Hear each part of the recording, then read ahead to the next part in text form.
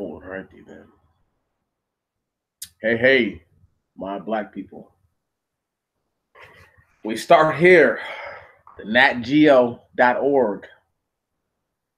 Just a quick little section about black inventors. We're going to pick up exactly where it is that we almost left off. See, quick recap. We're in white heaven. The atmosphere is for individuals who look almost opposite of you, in very many cases, to thrive. It is for you to suffer. How they continue white heaven to grow is that they allow for a few of the lowly Negroes to ascend in their society, making them believe that the other Negroes too may have a chance if they've done what I've done. Not realizing that once the other Negroes engage in what they engage in, they will simply have their enterprises stolen from them. However, since people don't think that we're in white heaven, let me go ahead and lay it all out to you. Let's read about some black inventors.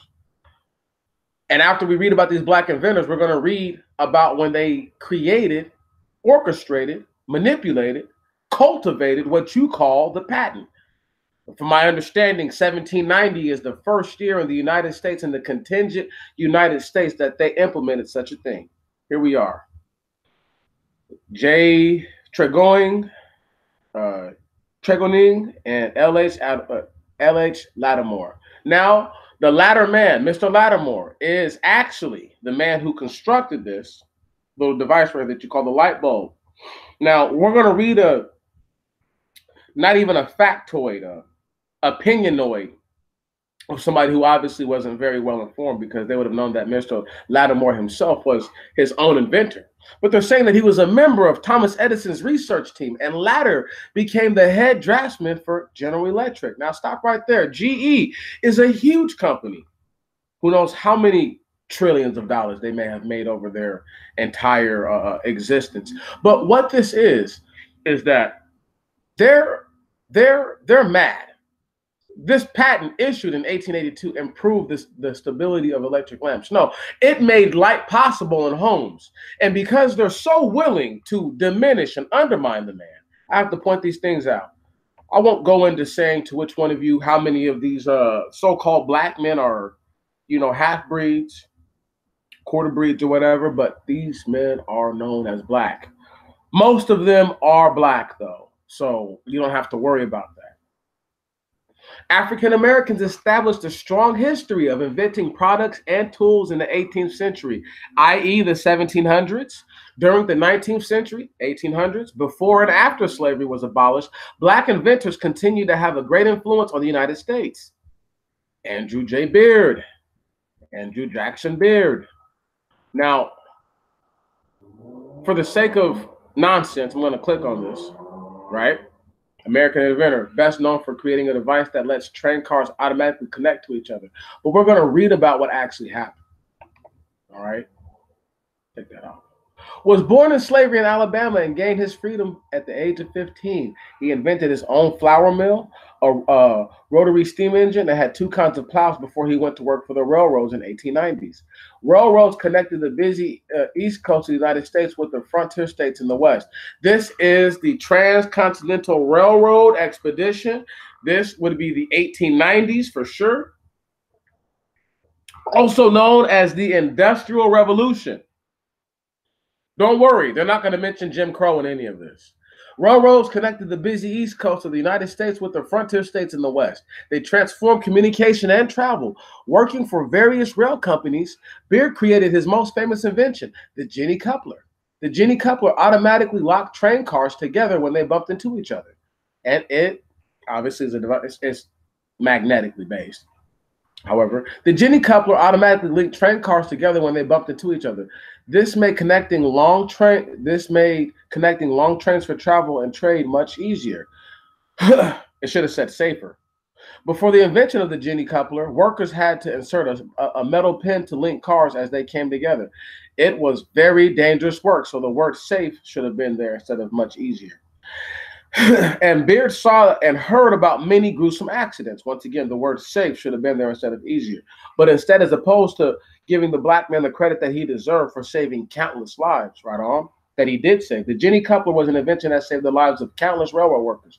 They don't know how many men they saved like this. So with that said, he created an industry where in which at that point, I'm sure the dangerous work that they were being paid for diminished in wages.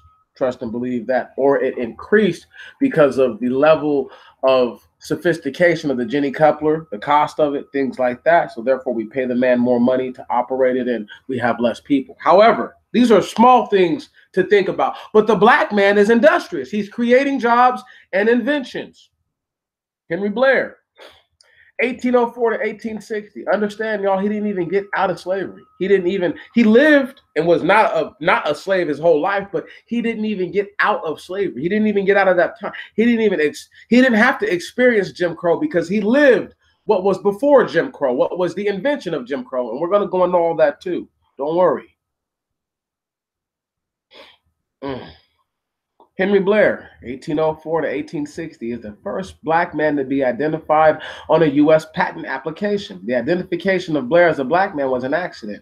At the U.S. Patent Office, the U.S. Patent Office usually doesn't identify black patent holders, doesn't identify patent holders by race. But look, he was black. That's why they identified him. So the whole fact that they said that goes against itself. It was diametrically opposed. However, very little is known about Henry Blair other than he must have been a free black man.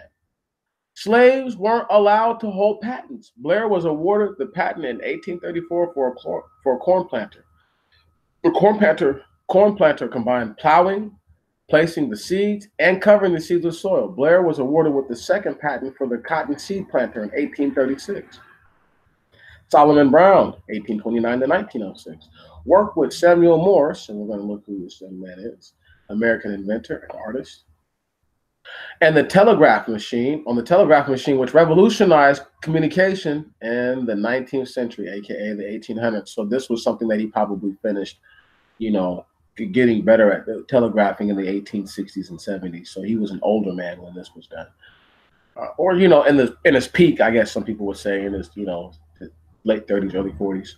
Brown installed the wires and made sure the telegraph worked properly.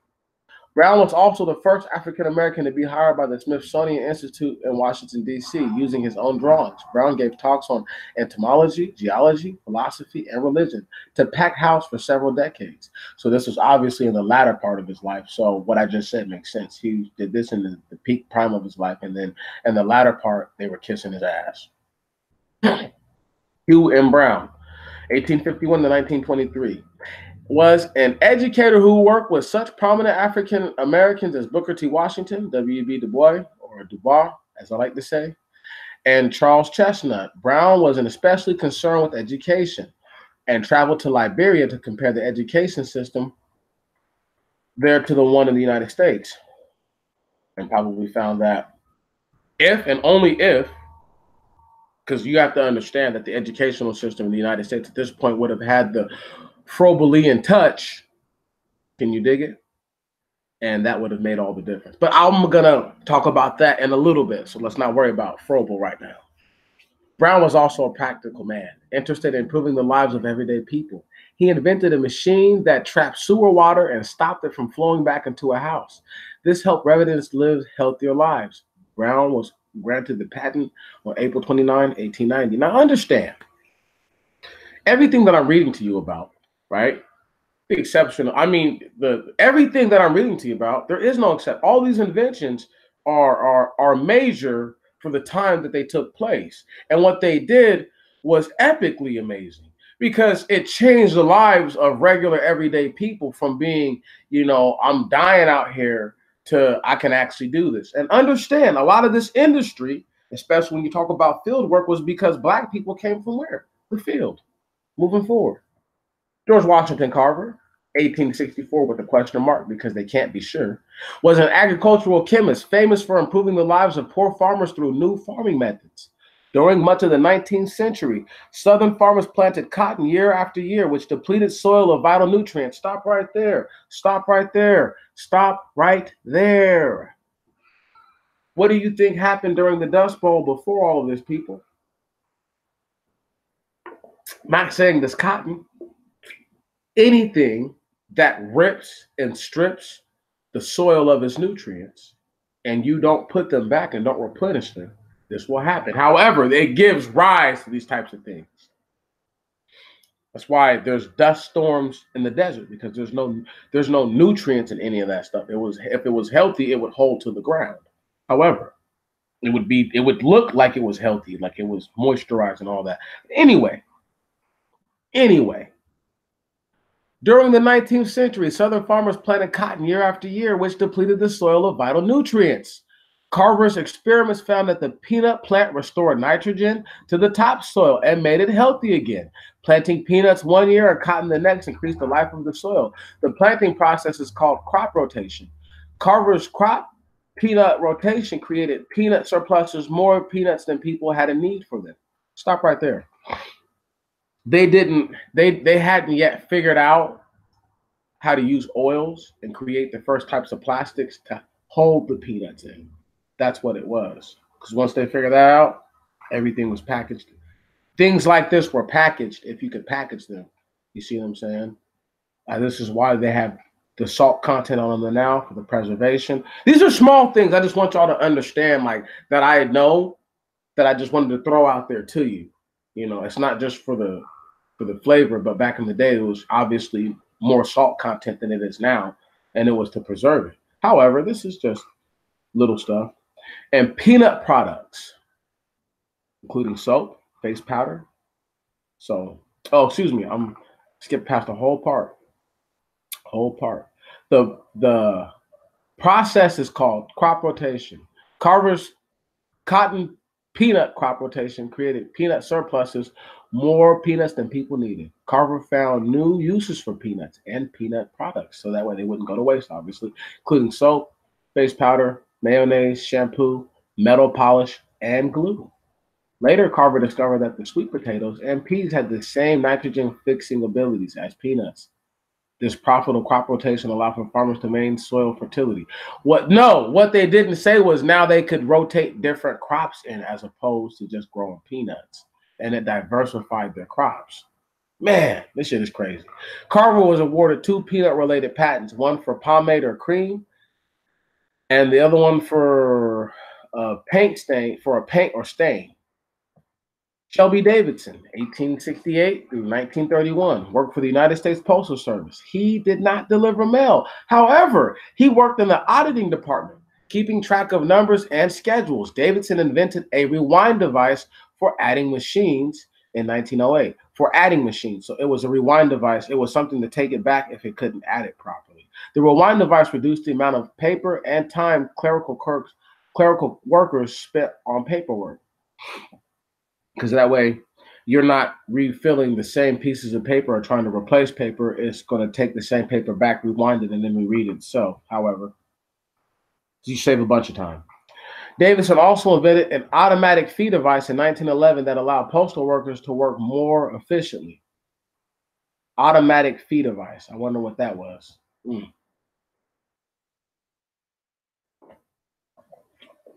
Obviously, anything that makes it easier, you increase the potency of the job. So you increase the prestige of the profession. Understand, these planters of these crops were black people. You understand? But I'm going to break into sharecropping in a little bit. We've already read about crop rotation. I need y'all to really have it all in your heads and understand it, so that way when I bring it to you again later on, we can at least, we can be seeing it eye to eye.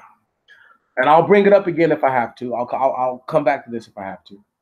Lewis Lattimore was a member of Thomas Edison's research team and became the head draftsman for GE.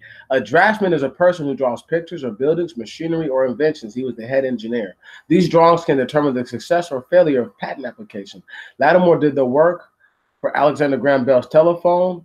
Bell received his patent in 1876. So he fucked over. Once again, they just kept fucking this guy around. In 1882, Lattimore invented a carbon filament to use in light bulbs. It lasted longer, was cheaper than Edison's first design. Edison's company hired Lattimore soon after. Stole his shit again. Lattimore also designed a bathroom for railroad cars, a disinfecting and cooling device, a hat and coat rack, locking umbrellas, and a device for supporting books. Wow! Black people do everything, and yet we get no love. Sorry. And this is somebody who obviously didn't live that long. This is one of the mixed breeds I was talking about. Jan Ernst Matzliger invented a machine to connect the upper part of the shoe with the sole. This process is called lasting. Matzliger's shoe lasting machine could make 150 to 700 pairs of shoes in one day, compared to 50 pairs of shoes lasted by hand, or laced by hand. Holy shit! So yeah, I mean, you're talking about either tripling or is that 5 times 12 or 5 times 14 times? So either 3 to 14 times greater your output. I mean, listen, that's crazy. Crazy. Too bad homeboy died so young. George Washington Murray, 1853 to 1926, held 8 patents relating to farming. Born a slave, Murray was elected to the U.S. House of Representatives from South Carolina in 1892. George Washington Murray is an ancestor of Rep. Jim Clyburn, a current member of the U.S. House of Representatives from South Carolina. Listen, he held 8 patents. We'd have to actually look this dude up and do all the work. I didn't want to see. Look, listen. I can't do all that and then expect everybody to hold every little piece. I just need to run the information through your heads so that way we see where we're at, and give you actual people to fit the time that I'm talking about. None of them are outside of the time period that I was talking about from the other day or last week.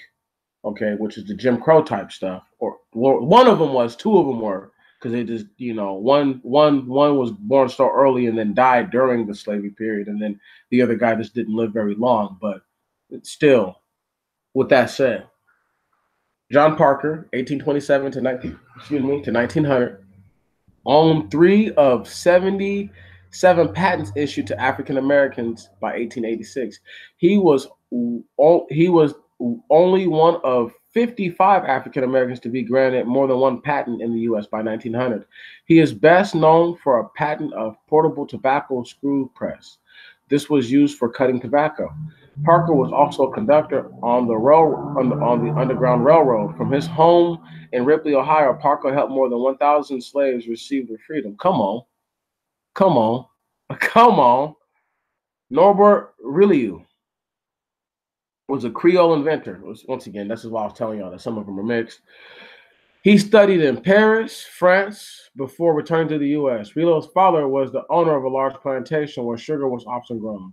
Rillieux invented the multiple effect vacuum evaporator for refining sugar. His inventions produced a wider, more refined sugar with less labor.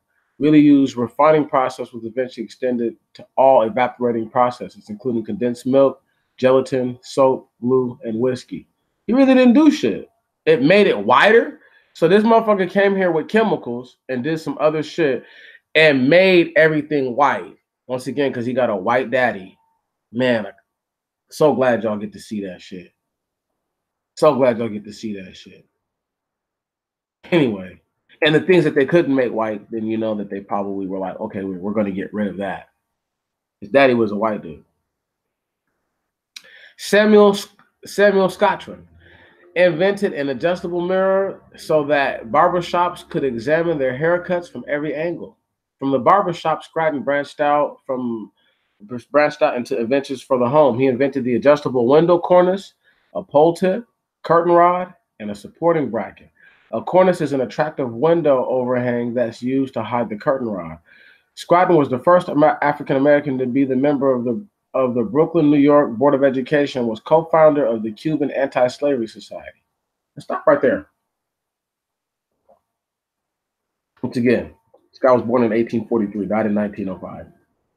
So the inventions that he made, once again, the things that you enjoy in your house now, this dude made. A lot of basic stuff that you can bitch about your blinds now being so easy to pull up and let down, because before they weren't. All these little things that Black people do, I've done. Lewis Temple. We're almost done, y'all. Don't worry. There's going to be a lot of reading. And I'm going to give my two-piece in the end when I tie it all together. Lewis Temple, 1800 to 1854, redesigned a harpoon for a device for hunting whales. In 1845, called Temple's iron, his invention hooked the whale into the line, much like a fish on a hook. His invention led to more whales being caught and killed. During the 19th century, the New England was the center of whaling industry. Temple's iron created a thriving economic community in a place like New Bedford, Massachusetts. Once again, whenever you create industry for these people, you got to understand, you're creating jobs and money and all that stuff for them, right? And yet you get no love, nothing. Sarah Breedlove Walker, also known as Madam C.J. Walker, is probably the most famous African-American woman inventor. Walker invented the hot comb and a pomade made to soften the hair to make the hair soft and shiny. Before the hot comb, African-Americans straightened their hair on ironing boards. Many people had burns on their face and scalp, and as well as damaged hair. Because of this, Walker revolutionized the African-American cosmetics industry. So she said, I'm going to make it easier for y'all to straighten your hair. Wow. And she gave y'all stuff, the pomades, to make it easier to straighten your hair with. Can you dig it? So before y'all try to go all in on everybody of today, like, you got to go in on Madam C.J. Walker and, like, you know, curb stomp her face everywhere, you know, for being mad at black women for not being happy with their hair and not being happy with who they are. But I'm going to explain why all that is what it is again, because people didn't hear me the first time, so I'm going to tell them again. To increase business for her beauty products, Madam C.J. Walker organized saleswomen in Walker clubs, a system copied later by Mary Kay Cosmetics. Okay. In 1908, she founded Leela College in Pittsburgh, Pennsylvania, to train women to sell her products. This marketing system worked very well. Walker became the first African-American woman millionaire. She employed 3,000 people in Indianapolis, Indiana factory. C.J. Walker gave generously to the National Association, yet to the NAACP, and all these other non-for-profit groups who don't do shit for black people. Because what did she do for black people but get them to fucking do permanent damage to their hair with harsh chemicals, do permanent damage to their brains, and fuck their hair up, and got paid for it. And white people loved it because they're like, yeah, they're trying to be like us. But anyway, I want y'all to look at this real quick. She lived in 1867 to 1919. She didn't really live that long, okay? All right? The chick lived 42 years and did so much damage. But that's because they always let women do damage like that. It's neither here nor there. Granville T. Woods, 1856 to 1910, was nicknamed the Black Edison for a number of inventions he built and patented. Like Edison, Woods' inventions were not focused on one industry. Woods earned his first patent in 1884 for a steam boiler. He also invented a system for railroad braking, electrode railroad systems, and devices to improve the telephone and telegraph. The telephone and telegraph patents were bought by Alexander Graham Bell's company, so he invented everything about the telephone. This is the other dude who did it. So between Lattimore and this brother right here, they actually created the phone. In 1887, Woods invented the synchronous multiplex railway telegraph. It allowed railway workers to know where trains were on the railway. Before this, no one knew precisely where a train was coming down the tracks. Wood inventions prevented many collisions and deaths. He registered 20 patents between 1900 and 1907 for electronic train car devices. Now stop right there. And the Industrial Revolution and the Industrial Age. This tells you right here how stupid white people were. They were building the trains and they didn't even know what the fuck they were doing. Because if you're going to build all this, all these things should have been built with it. All these systems, these black men didn't think of and be like, oh, this is what they need. They were like, no, this is what if I had built the railroads, I would have built it like this in the beginning. So these are why these inventions seem so innovative, because these are from people who took the time to be like, if I had done this, I would have done it like this and not like this. Ah, my goodness. Here we go. Inca the Carver, the Kellogg. Although George Washington Carver came up with many uses for peanuts, he was not the only one to invent. He was not the one to invent peanut butter. The ancient Incas of Peru were known to grind peanuts into a paste-like spread. Dr. Ambrose Straub patented a machine to make peanut butter in 1903. John Harvey Kellogg sold a nut butter spread in 1890. Mr. Kellogg is better known for another invention, Kellogg cornflakes. Let me go ahead and say something. What the fuck does it have to do with cuz using peanuts to do all these different things? And what the fuck does it have to do with bro using peanuts to first? Because all these other guys may have used peanuts to do whatever before, but they obviously didn't know that peanuts brought back the topsoil. Thank you very much. And then he figured out what peas and sweet potatoes. Man, they better sit the fuck down. The real McCoy, Elijah McCoy, 1844 to 1929. Invented a lubricating cup for trains. Before Before McCoy, trains had to stop in order for workers to grease the gears by hand. If they didn't, the expensive machinery would break. McCoy's inventions made it possible for locomotives to automatically lubricate instead of the old manual method, improving efficiency. He is the man behind the phrase, the real McCoy. So he is the real McCoy. Come on. However, y'all, been at that for a second. Gonna let this die. Greet everybody. And then I'm gonna go right back to it. I'm gonna go right back to it. Bro, sis, what up? So, quick, what this means for us. It means two things. Number one, the atmosphere that I was talking about in the last video about the Jim Crow. And I'll read a little bit about Jim Crow. I don't want to get too carried away with that because there's so much reading to do. But I had to do that for the black people. I had to do that for the black inventors because if people don't understand what they did for the industries and what they did for the environment, right, then they'll never understand the great white hope that was and the black despair that still is. See, if you listen to most people, they would make you to believe as if these events don't they're not correlated with one another, like as if they're not coincided. They are the same thing. So when you talk about black inventors, right, you have to talk about Jim Crow. And I'll go back to the little patent thing in a moment. But and then when you talk about Jim Crow, you have to talk about sharecropping. You talk about sharecropping and all that stuff, you have to talk about the New Deal. You have to understand that it was all a concerted effort, because when you talk about these things and you get to the Rockefeller Institute, the next thing we're going to move into is eugenics. But when you talk about these things and you realize that they're actually all so interconnected that you need to stand back and be like, whoa, where did they get this information from? And how is it that people who are supposed to be true historians haven't connected the dots for the people yet to say, hey, well, Jim Crow forced black people out of the South. Jim Crow forced black people into a subjugated mindset, so much so that the inventions that the blacks before them and during their times were able to achieve were because they themselves were probably the victims, right? And the distraction, so in which this black man could achieve.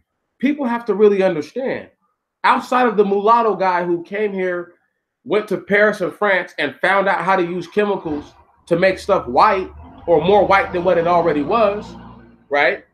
Everyone else invented things, and the young lady, C.J. Walker, Madam C.J. Walker,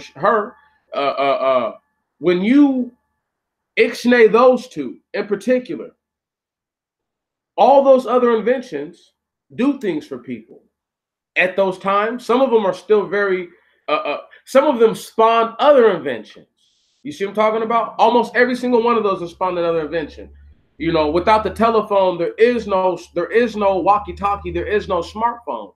So when you talk about the level of impact that black people have had on this nation, in this country, this world, it's unfathomable. So when you talk about what Jim Crow did to black people, and then you try to ignore the fact that blacks were industrious, created jobs for who knows how many of people.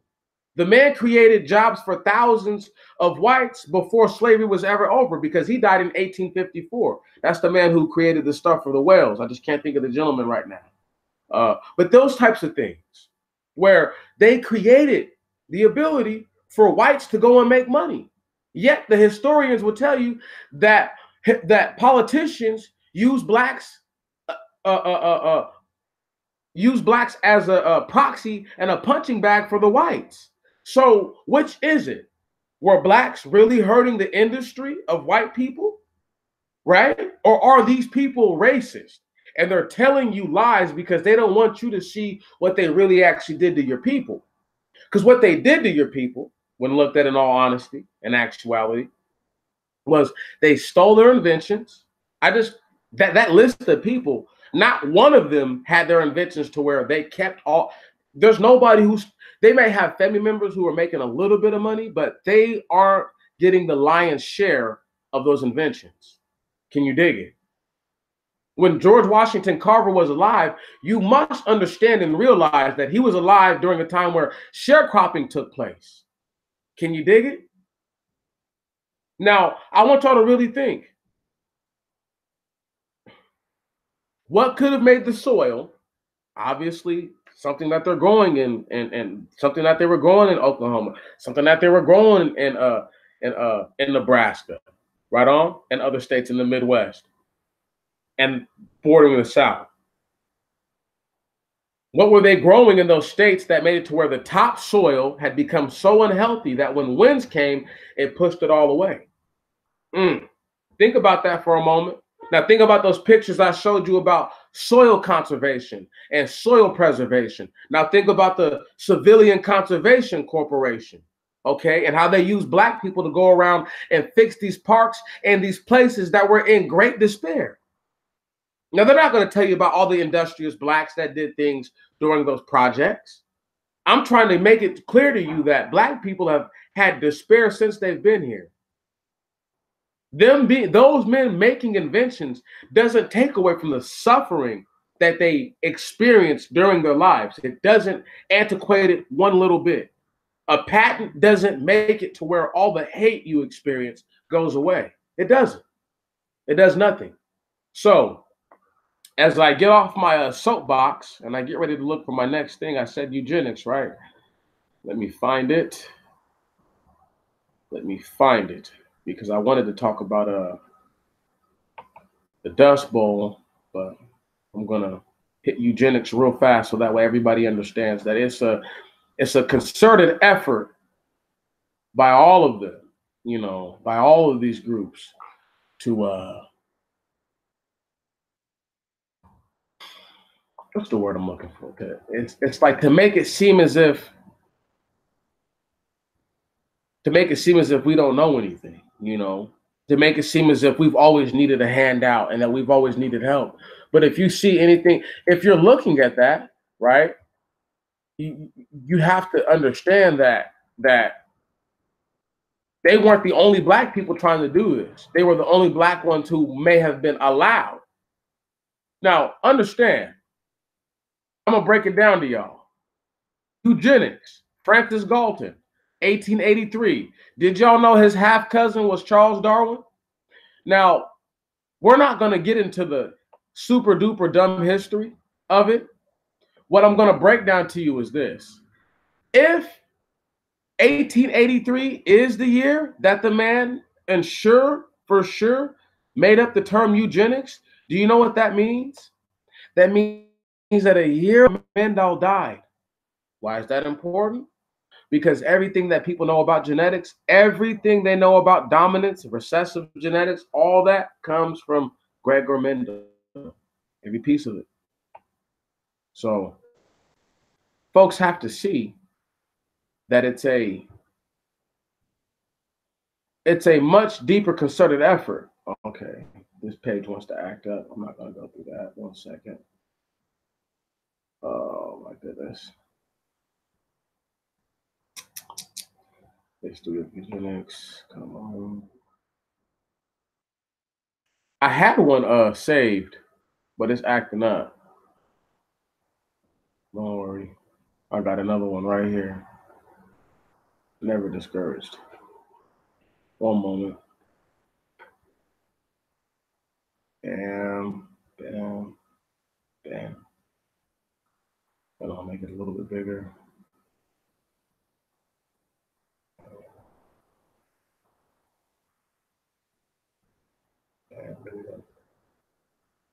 All right, this guy.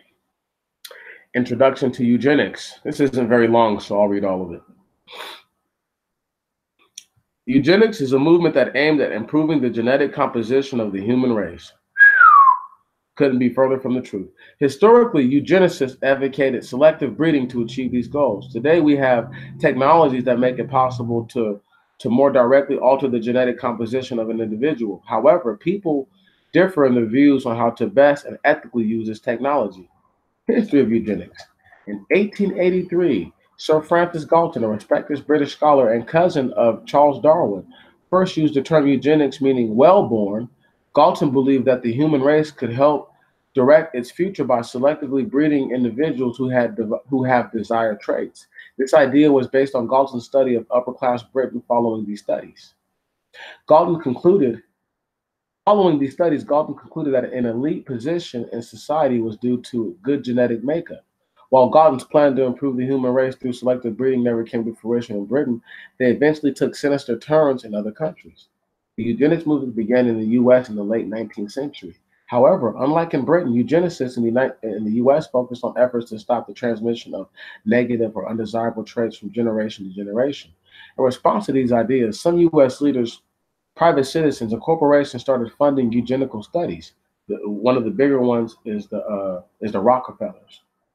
This led to the 1911 establishment of the Eugenic Records Office, the ERO, in Cold Spring Harbor, New York. The ERO spent time tracking family histories and concluded that people deemed unfit more often came from families that were poor, low in social standings, immigrant, or minority. Further, ERO researchers demonstrated that the undesirable traits in these families, such as pauperism, were due to genetics and not lack of resources. So, quick. Pauperism. Poverty, state of being poor. Can you dig it? So they think that you're poor because it's not the lack of resources, it's your genetics that make you like that. Committees were convened to offer solutions to the problems of growing number of undesirables in the U.S. population. Stricter immigration rules were enacted, but the most ominous resolution was a plan to sterilize unfit individuals to prevent them from passing on their negative traits. During the 20th century, a total of 33 states had sterilization programs in place. While at first sterilization efforts target mentally ill people exclusively, later the traits deemed serious enough to warrant sterilization include alcoholism, criminal chronic poverty, blindness, deafness, feeble-mindedness, and promiscuity.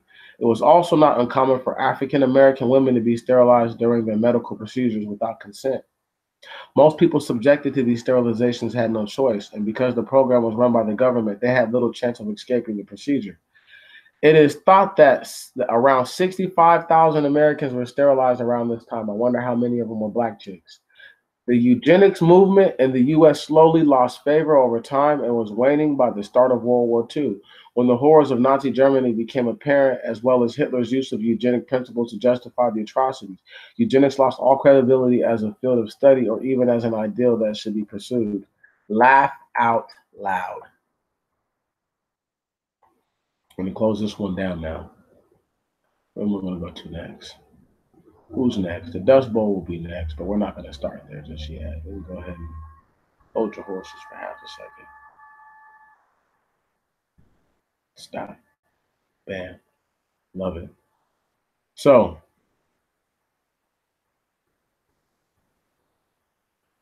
this is where we're at, y'all. This is where we're at. People hate to hear what it is, right? This is the great white hope and black despair. So I'm not going to hold back. Don't worry. I'm not going to hold back. I haven't been holding back. This has just been me building it all up still again. Don't worry. Don't worry.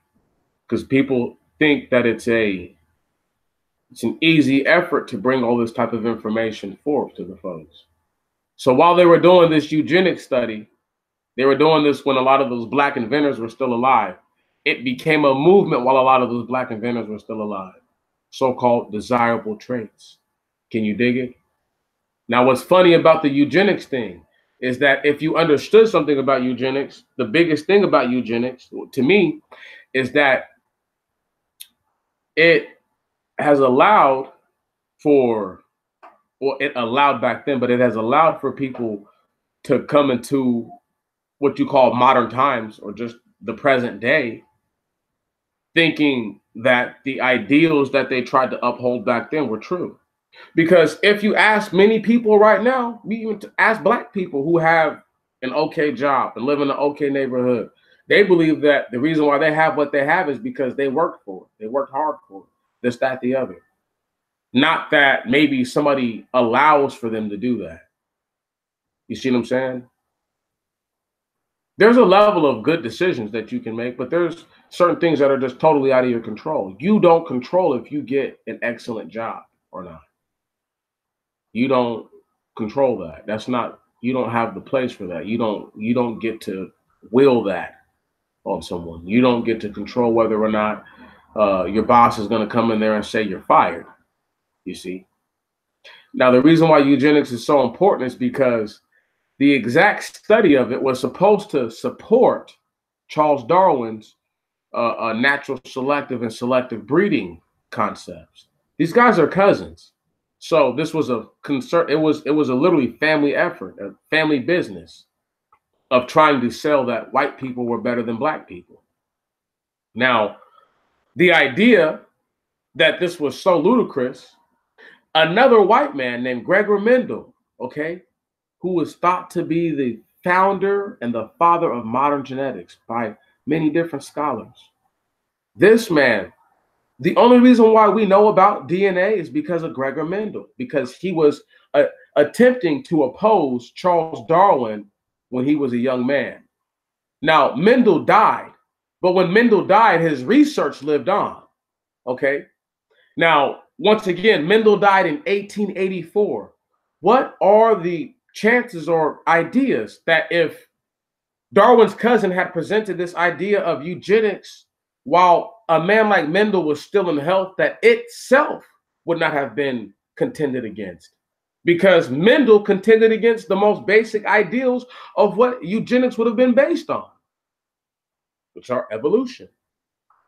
So, with that said, if you have a group of people who have made it their business to tell you that you're lesser than them, hold on.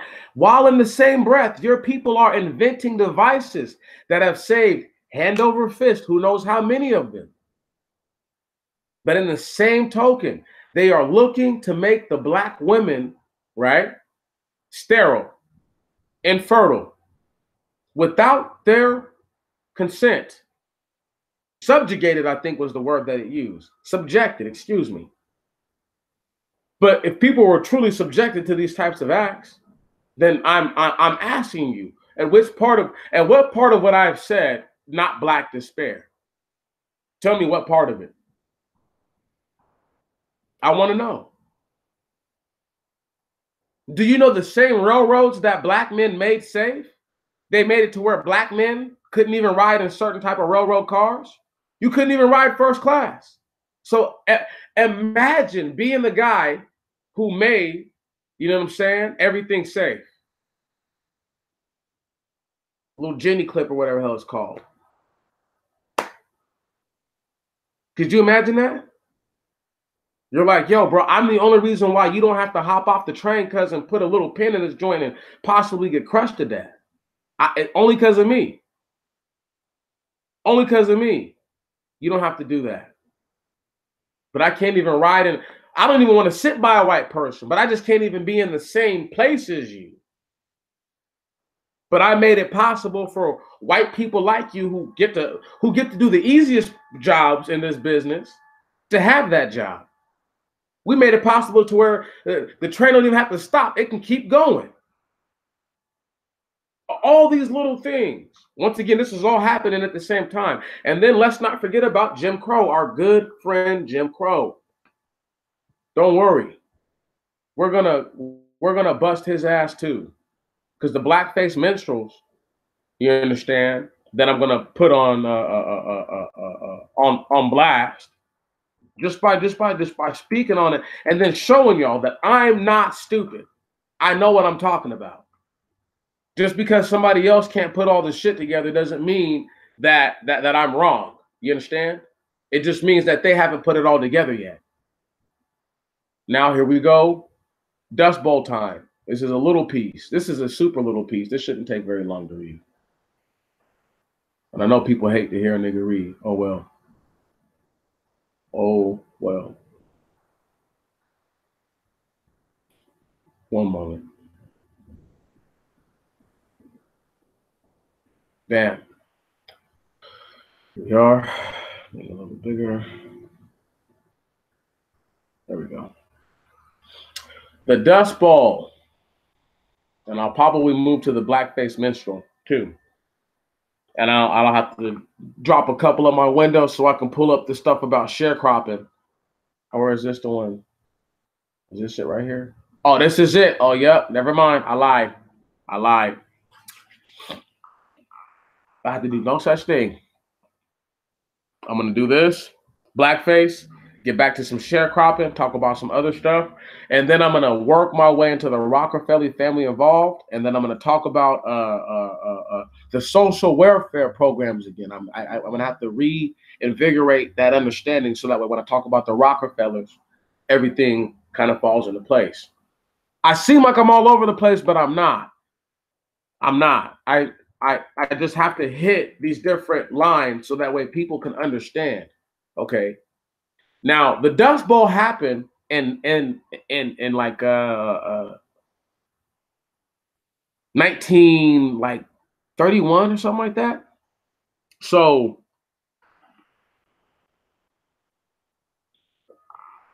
we need to understand that if cotton does take and rip up the soil, strip the soil of its resources, one could assume that sharecroppers who had just left ran with the money and left the poor blacks over there down there in the South, that they put some of those seeds down. Maybe it stripped the soil of some of its vital resources and nutrients. Maybe these guys didn't know about peanut planting back then. Or maybe they just didn't have the industry to do such. But we're just going to read. The Dust Bowl migration of the 1930s played an important and complicated role in the way Americans talk about the history of poverty and public policy in their country. For almost 70 years, the story of white families from Oklahoma and neighboring states making their way to California in the midst of the Great Depression has been kept alive by journalists, filmmakers, college teachers, museum curators, songwriters, novelists, and of course, historians. Although it is but one episode of many struggles with poverty during the 1930s, the Dust Bowl migration became something of a synagogue, the single most common image that later generations would use to memorialize the hardship of that decade. The continuing fascination of the Dust Bowl saga has also something to do with the way race and poverty have interacted over the generations since the 1930s, since way before that. Fuck that. Here is one of the latest great stories, of the last great stories depicting white Americans as victims of severe poverty and social prejudice. It is a story that many Americans have needed to tell for many different reasons. The story begins in the summer of 1935. That is when the economist Paul Taylor realized that something new was happening in California's agriculture areas, particularly the wondrously productive San Joaquin Valley, which supplied 24 different kinds of fruits and vegetables to the nation's grocery stores and the highest quality of cotton fiber to textile mills. The worker who picked those crops had been mostly Mexicans, Filipinos, and single white males before the Depression. Now Taylor, an expert on farm labor issues, noticed more and more whites looking for harvest labor jobs, many of them traveling as families, and a lot of them with license plates from Oklahoma, Texas, and Arkansas. Those states suffered greatly in the early 1930s, both from the escalating joblessness and a severe drought that for several years denied much of the Great Plains sufficient rain to produce its usual complement of wheat and cotton. The drought had also produced a spectacular ecological disaster. Wind dust-driven storms had arisen in a broad swath of counties in western Kansas, the Oklahoma, and Texas panhandles on several occasions between 1933 and 1935. It happened before that, but it got bad then. Each time filling the air with millions of tons of finely plowed topsoil and blackening skies for thousands of miles as the clouds moved east. The dust storms brought press attention and later government intervention to the affected area, soon known as the Dust Bowl. Paul Taylor was thinking about drought and dust as he pounded out an article for Survey Graphic magazine. The article profiled the families from Oklahoma, Texas, and Arkansas showing up in large numbers in the fields of California. They came with great hope. Come on. Like the westward moving pioneers of old, he wrote, but they were heading into disappointment. A short of a work awaited them and low wages for what was available. Housing would be a tent camp or a shack thrown together of scraps. Taylor worried about their future, even as he attached them to a label that he knew would bring sympathy. He called them refugees from dust, drought, and protracted depression. The journalist who read his article and rushed into San Joaquin Valley to the journal who read his article and rushed into the San Joaquin Valley to see and write more about the newcomer substituted the more evocative label, Dust Bowl refugees, assuming that the term and locations were equivalent. In fact, they were not. The actual Dust Bowl counties were sparsely populated and contributed few refugees to the migration stream that was pouring into California.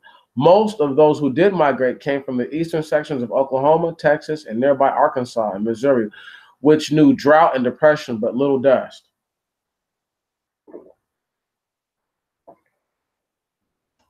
Don't let them lie to y'all, folks. Okay? Don't let them lie to y'all. Historians have clarified some of the dimensions of the misnamed migrations. Numbers are elusive, but it is safe to say that 300 to 400,000 Oklahomans, Texans, Arkansans, and Missourians moved to California and settled there during the 1930s. So somewhere probably closer to 1 million people.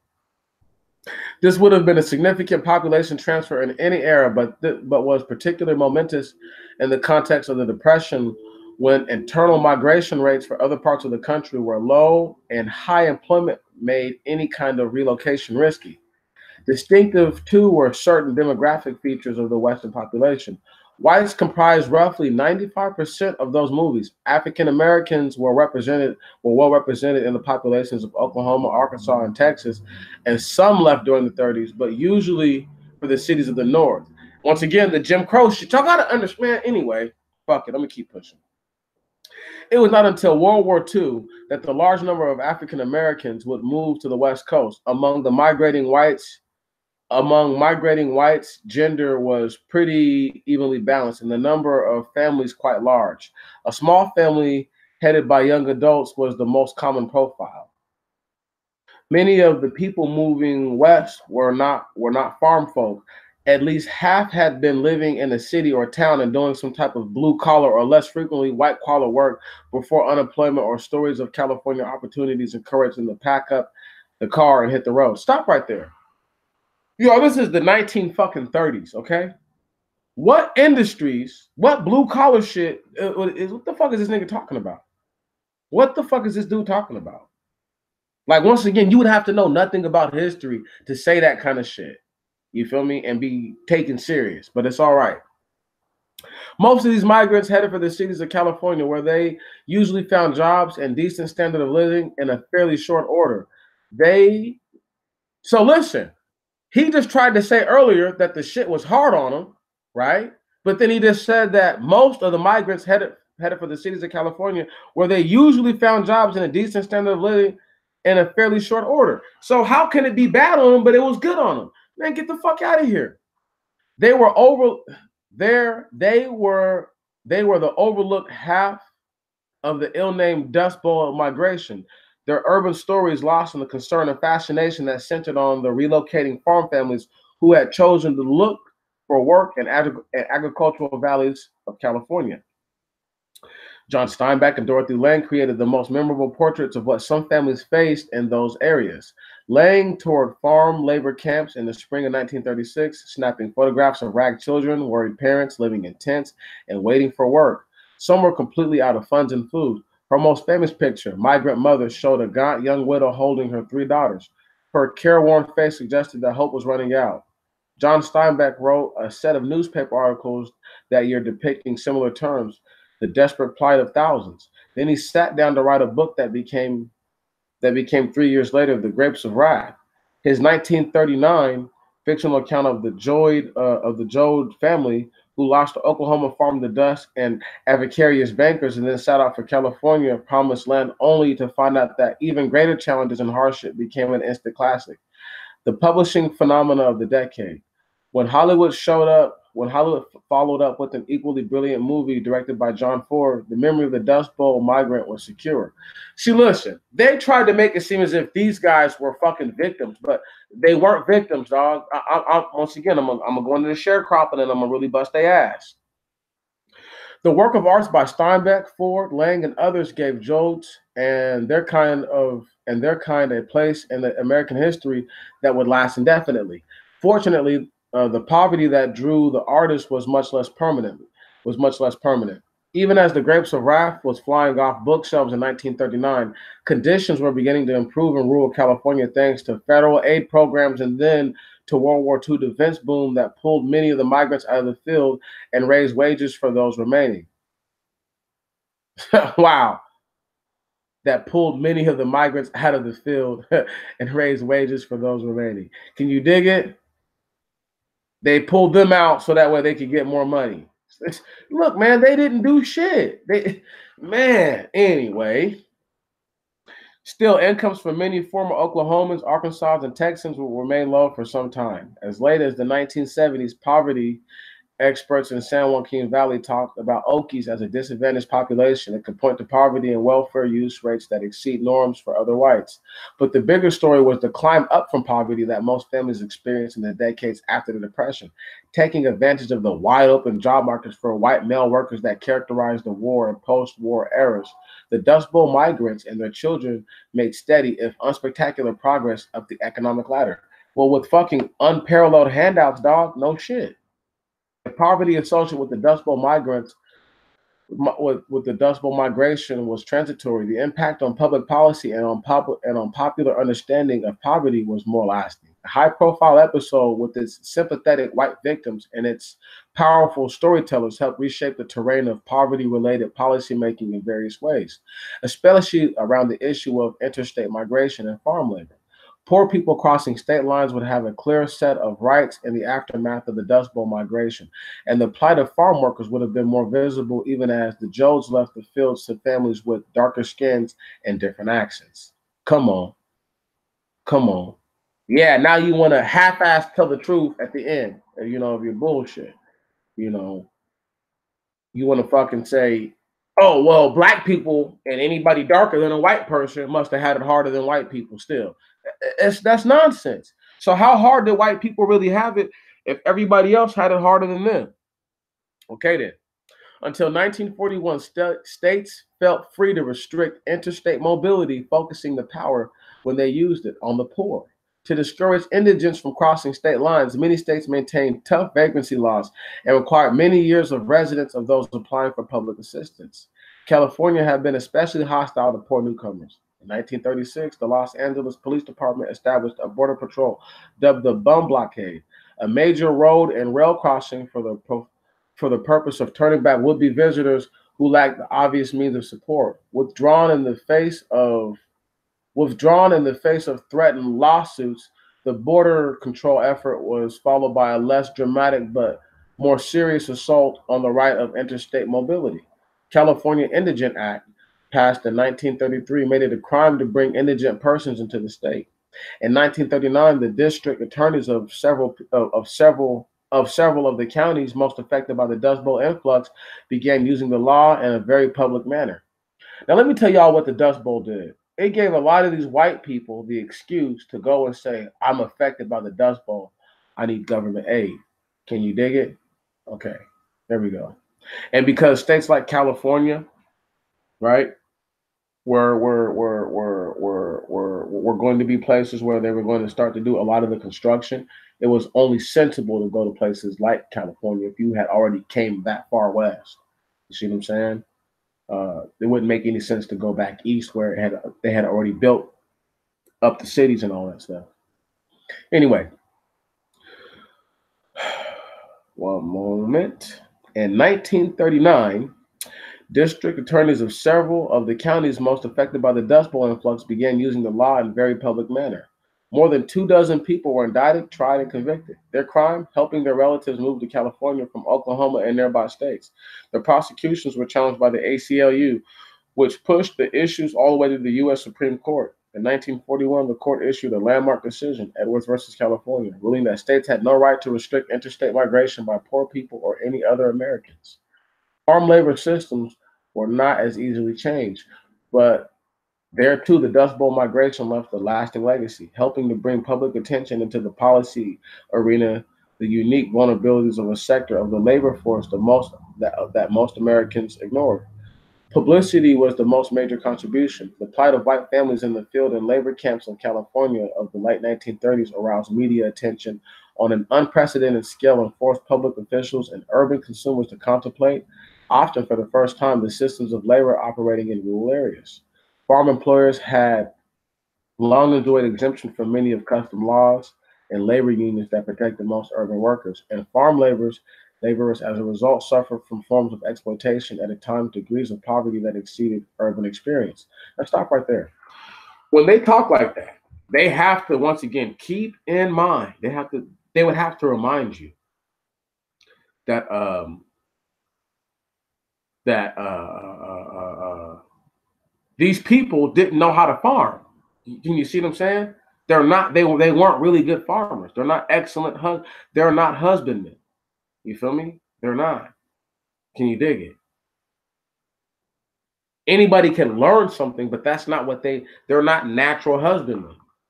Everything that they learned from the blacks, and then they tried to run away and get away from. I'm trying to paint the picture to y'all. You feel me? That in all of these farms, the hands that make the farms really work are the blacks almost all the time. Okay.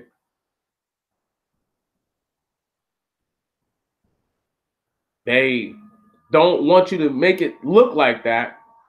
But who do you think would have been their farm hands? Picking their cotton, they're doing whatever, picking their sweet potatoes and all that stuff. Right. Would have been black people. In the South, believe that.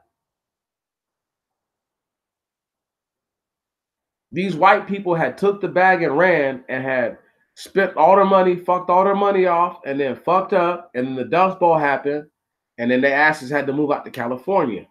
Okay. When I said they took the money and ran, they took the money and ran because of the Homestead Act. So they said, shit, fuck these niggas. I'm gonna go out here, start a whole other farm. I don't need these niggas. Anyway, man, let's just keep reading. In part, that was because the news media had been restrained by dramatic stories that came out of California in the 1930s. In the decades to come, print journalists and television journalists would return again and again to the subject of farm work poverty, finding it in a repeated source of compassions and outrage that pretty much follow the media formulas of the Dust Bowl era. There was certainly true of the CBS documentary, Harvest of Shame, which shocked television viewers in 1960, narrated by Edward R. Murrow and focusing on migratory farm workers who were mostly then Mexican American in the West and African American in the East. The program worked with images and sympathies that Dorothy Lang and John Steinbeck helped to create. Race had always been a central story of the Dust Bowl and migration. Paul Taylor knew in 1935 when he wrote his first article about the drought refugees that their white skin and Anglo-Saxon names could win attention and sympathy that would not so readily match the Mexican and Asian farm workers who normally struggled in the valleys of California. Steinbeck, too, used a paradox, emphasizing in a dozen ways that Americans of their pedigree were not supposed to experience what the Joes experienced. Right. Did you hear that? Did you hear that? Did you hear that? You niggas ain't supposed to suffer like Mexicans, Asians, and niggas. You white niggas, you white trash, undertow motherfuckers are always better than them, no matter what. And we can use y'all because y'all are more like y'all are us. Y'all just poor us. So we can use y'all to be like, do you see the poor white folk? We got to do something for them. So when shit like that was happening, it prompted things like the New Deal to jump off and for all that money to come out and to just give all that money to these poor fucking white people, so-called. Let's finish this out. As the Dust Bowl saga worked its way into history, race became still more important. The continuing fascination with this subject over the decades has had as much to do with racial politics as with the events themselves. As poverty became more and more racialized, And as struggles over social welfare programs increasingly contentious, the Dust Bowl migration took on new meanings and new functions. By the 1970s, an aging generation of farmer migrants and their upwardly mobile offspring were ready to memorialize the experience of the 1930s, and another set of storytellers were ready to help. A new round of journalism, novels, history books, TV documentaries, and country music songs have been the result. Much of it fed by the late 20th century need for stories of poverty, hardship, and eventual triumph where the victims are white. These latter Dust Bowl accounts have sometimes promoted conservative agendas, as in the collection of songs that Merle Haggard produced in the late 1960s and 70s, celebrating the struggles of his parents, implying that the poverty of their generation was more noble than the poverty of contemporary America. Unwilling to acknowledge kinship with Mexican Americans who replaced them in the fields or admit the importance of government assistance in Dust Bowl survival strategies. Some former migrants constructed self-histories that added to racial distances, but others among the new storytellers see the meanings differently. In keeping alive the Dust Bowl migration saga, they remind America that poverty has had many faces, that disparaging the victims is senseless and cruel, and that the poor and helpless of one era will hopefully escape their fate into the next. Here we go with this bullshit. They always got to say something like that, right? Always. I think I'm going to skip the blackface and I'm going to go right into this little thing right here. But I'm going to close down for a second because I just want to just holler at y'all, look at y'all real quick and talk to you. Because what's about to happen right now, what I'm about to read to y'all, right, is I read a lot of it, but it's going to be slow to load. I have to give you the background on it. It's going to be slow to load. Some of the pictures are going to load faster than they're supposed to. Some are going to load slower than they're supposed to. But just be patient with me on this next one, please. I'm really, really asking you to be patient with it. Outside of that, I'm seeing you over here. What up, Martin? What up, bro? This is gonna be this is different right here. Everything, this whole idea is not what they're used to. You see. Now, when we break down the whole Dust Bowl understanding, just from that perspective, you see how he was able to throw in the race, right? At the end, it became more racial. The more and more it went on, it became more racially centered. But I needed y'all to understand that the Dust Bowl it's like a con game. You feel me? For white people, it was a con game for white folks because it allowed white people to say that they were made poor or indigent by the effects of the Dust Bowl. But how could somebody prove that? How could somebody prove that you weren't a victim of that? But the dude just tried to say in the article that most of those people weren't a victim of dust, but they were a victim of drought. Right on? Well, listen. The dust was caused by a drought. So either there was dust in the area or there wasn't, dog. You feel me? And there was. And so when you see shit like that, right? It makes you wonder how legitimate they're being with you. Now, you need to understand this too. The reason why those whites were able to go and do field work, right, was because they had already done field work before, understood the field work. But what they had just did, like I said, just years before the Dust Bowl, was took the money and run from their black tenants. All right. Now, this next article that we're going to read tries to make it seem as if sharecroppers and the actual people picking it, can you dig it? So the landowner and the sharecropper are not the same. You feel me? All right. The landowner and tenant are not the same, dog. And if you confuse the white landowners who allow blacks to sharecrop on their land, maybe even land that the blacks had just recently lost to unjust laws of the courts. However, if you look at it like that, those same black people, right, who were working on the land with them, they took that money,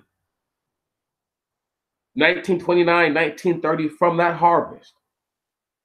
Okay, Homestead Act comes out. People go out there Leave. Say, you know what? Fuck them. We out of here. Leaves a lot of black people in a really bad position. Because once again, you can't farm without the equipment. One of the biggest things with sharecroppers, why a lot of sharecroppers didn't make any money, was because he would say, well, I'm going to loan the equipment out to you, right? You could never buy it. They would always loan it to you. And because you couldn't afford it, you would almost never make any money. This is how they did it for years and years and years and years and years. They did black people like this. And there are so many older black people who have families, who come from the South, and who know this. They understand that. But they will overlook it because their lives have changed. And let's talk about how it's said that the white people were able to gain upward mobility in a generation or so. That's because they kicked the white, they kicked the migrants out of the fields and started paying the white farmers, the white farmhands, a lot more money. So now you're making more money to work in the farm field. You see what I'm saying? And what that does for you is it creates the ability to where you tell your son, well, son, if you want to go and get an education, you can go get an education. You don't have to be like your pa. You don't have to be like your mom, going out there and picking tomatoes and picking apples. You see what I'm saying? It gave them a range of options. It changed everything for them. You know, one of the words that I read to y'all was that they left from where they were at in the South and in certain parts of the Midwest, you could argue, in hope. Right on? They left going to California for hope, looking for hope. So I can't make this shit up. The great white hope, dog, is real. Black despair is real because there were no laws changing Jim Crow. I need y'all to really understand this. White people had to rein in other white people during the civil rights era. Okay. So it took a less racist white guy to rein in the more racist white guy and say, hey, we're not doing that anymore. We're doing this. See what I'm saying? That's why they don't do everything that they used to do. They don't say everything that they used to say. Oh, they're still racist, dog. Don't get it fucked up. But they're racist on a whole other level now because they don't have to be racist the way that they used to be. I read to y'all about Jim Crow. I'm going to semi-pull this up because there's just already so many windows up right now. Where is it at? The social welfare programs during the Great Depression. And you know, I can only read so many of these things right here to you, right? You know, but who do you think Miss Bailey was talking about? Huh? When they, you know, what are you to do as an aid worker when the person has a damn perm and shit like that, and you've seen the family going to the movies. Word is bond, right? And even in and then even in that exploit, notice how the senior advisor G checked her and was like, "Bitch, stay on code. These are white people." What she said was, "It would be unfortunate if a hard-boiled IRS agent seen a $15 a week social worker and a $5 theater." You see what I'm talking about? You feel me? So, so with that said, what I'm trying to stress to you are basic things. All right. I'm not trying to make something new out of what is already established. No, what I'm trying to attempt to do is get people to see that the things that are not readily accepted need to be looked at in a whole different light. You can't say, oh, Dust Bowl victim, and then not compare the Dust Bowl to what happened just shortly before with sharecropping. They fall hand in hand. One moment. I'm going to pull this page up. I'm just going to look for this part real quick, right? And I'm going to read this to y'all real fast, right? and I'm going to let this go. And then we'll come back to it in a minute and we'll read a little more of it. But this is what I really want y'all to get, sharecropping. Okay. Um, this is about the history of how sharecropping actually worked. Now, we're not going to get into some of the nuances that this guy's trying to bring forth. I just want to read this little part to you. H.L. Mitchell attempted first to write a history of the STFU, a socialist and a businessman.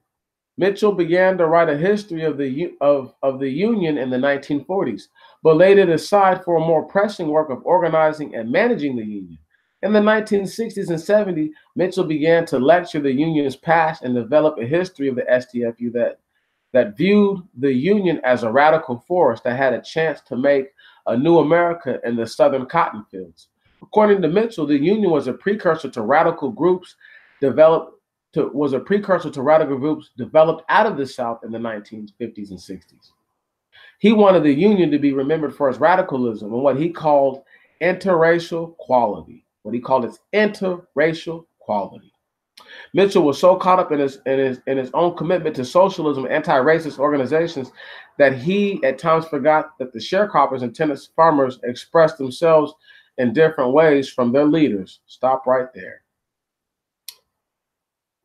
You know what that means?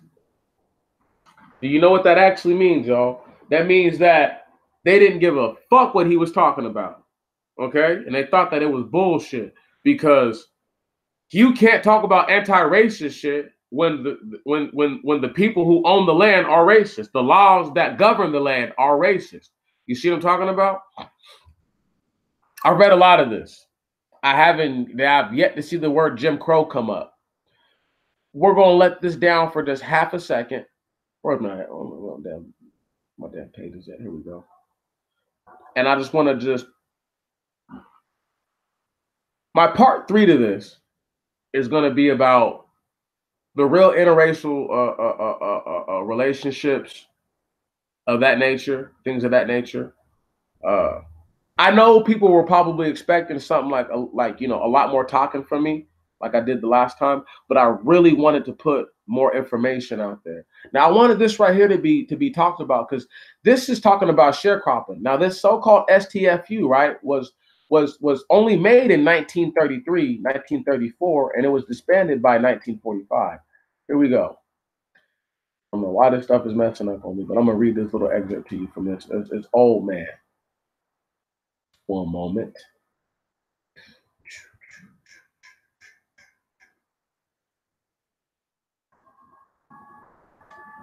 Taking my sweet time. Give me one moment.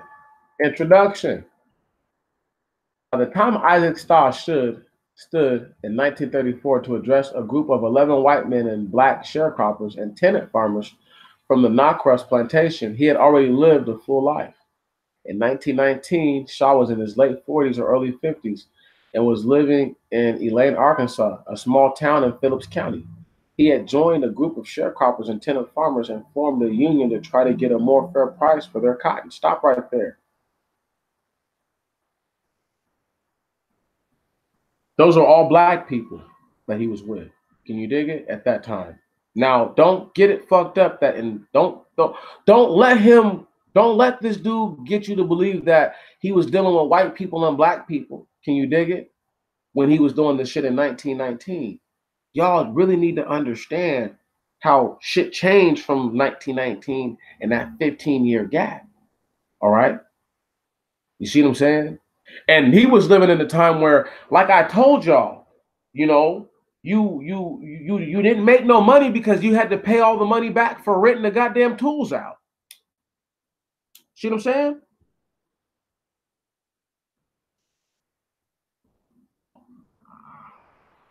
There were no laws protecting black people, man. Fuck. Every single one of these always tries to make it seem as if white people were victims. I need y'all to understand that they're never a victim. Okay? If anything, they're a victim of their own ignorance, but they're never victims.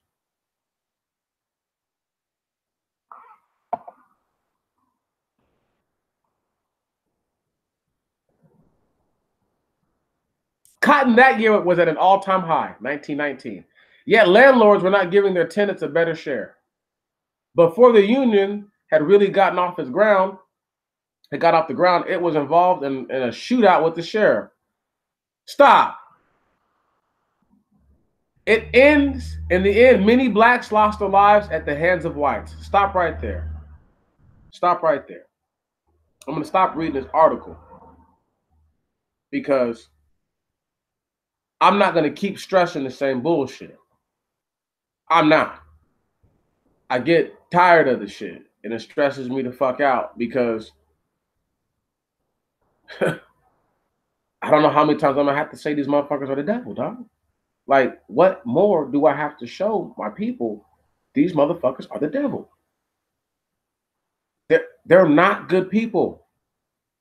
Nothing about them is good. No thing about them is good, y'all. Nothing. At a year at all-time fucking highs. Right. The guy made sure he put that whole shootout with the sheriffs, right? What kind of shootout do you think these blacks really had? They're poor tenant farmers. I want y'all to really understand this. There are many different accounts and stories of black men's wives hiding their weapons from them. In many cases, I believe she was pregnant by the same white men who came to kill him. Sharecropping. However, how many of these sharecroppers do you think had money to have a weapon? So what kind of a shootout do you think it was? Do you think it was a real, these black men are a threat to us right now, or do you think it was a one-sided battle? This is the type of shit that they changed what should have probably been a massacre to the word shootout to change the fucking hateful nature of what these people committed against these men. Understand me, okay? 10 years later, these guys took the bag and ran. Let me fucking pull up the Homestead Act, man.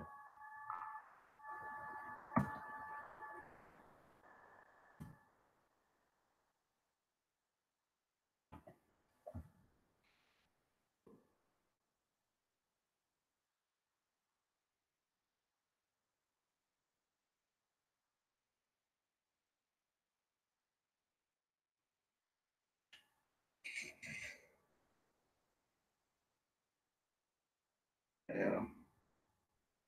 1862. Damn. Here we go.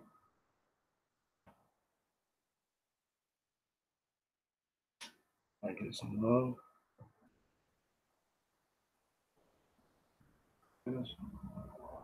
What? Close that. Listen. And this is a federal website. So when I pulled it up, it was like, due to the federal shutdown, shit hasn't been updated and all that right there. I'm just like, wow, these guys. Sorry,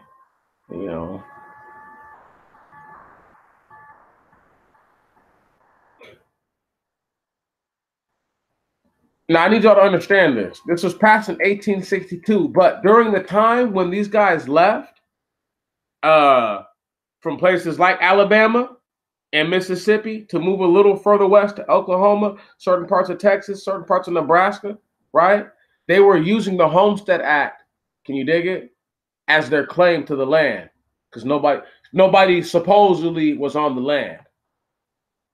The Homestead Act, enacted during the Civil War in 1862, provided that any adult citizen or intended citizen who had never borne arms against the United States government could claim 160 acres of surveyed government land. Claimants were required to improve the plot by building up and dwelling, cultivating the land. Stop right there.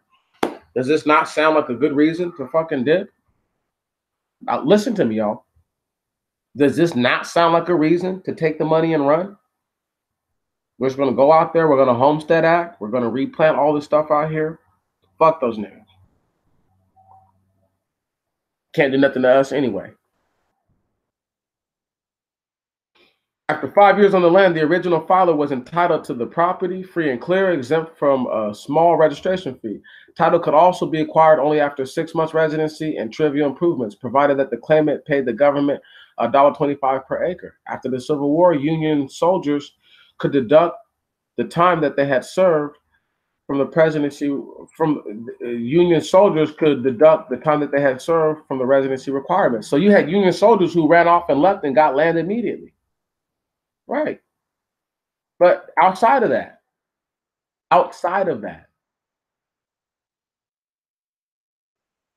look, Homestead Act in the 20th century, right on, in the 1900s. Come on, listen, y'all. I need y'all to understand, man. I had to skip past all that just so that way y'all could see, because I know it's gonna come up. You feel me? Small farmers acquired more land under the Homestead Act in the 20th century than in the 19th. Right? Come on, come on, come on. I have nothing to lie to you about. There's nothing to lie to you about. Okay, nothing. These motherfuckers took the money and ran. All right, and then they got fucked off in the end.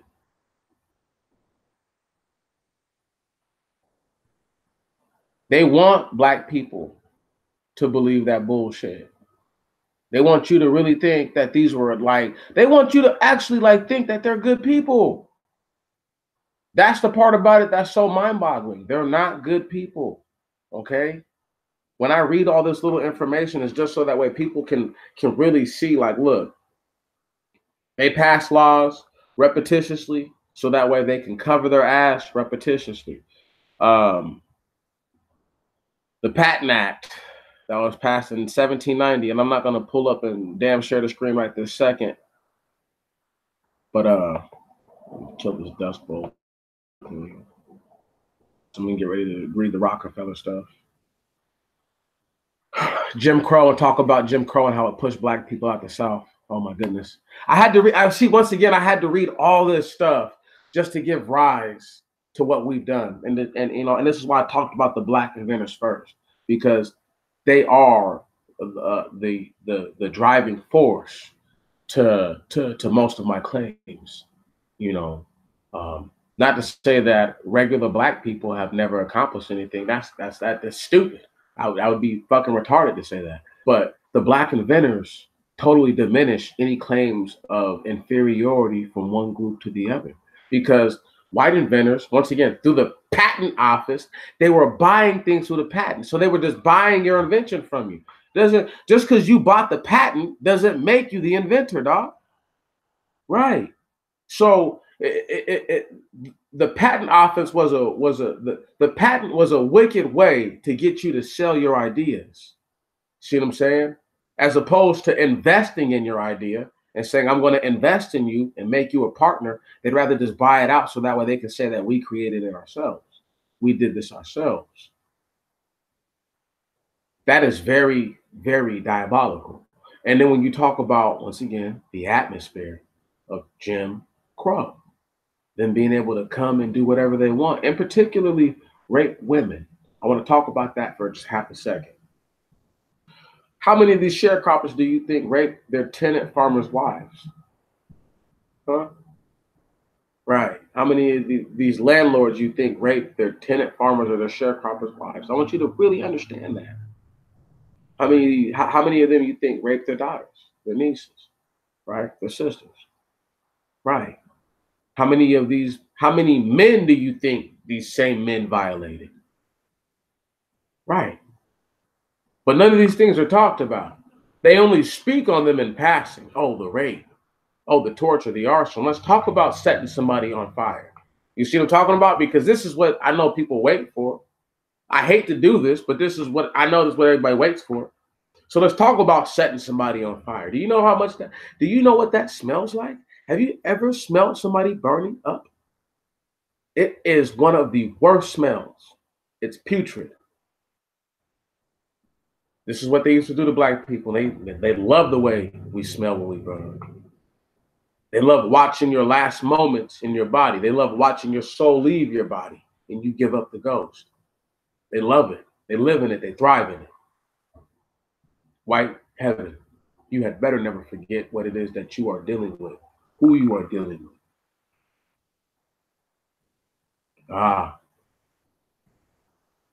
it seems that they don't understand. These are them. That is them. That is what they done. Their wicked fuckery, right? Of trying to force people. Listen, listen, listen. I want y'all to understand.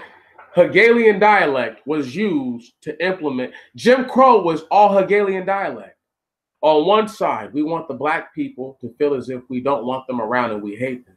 Right on. On the other side, there's these guys who seem as if, well, I'm okay with the Negro so long as they're passive and they know that they have a subordinate role.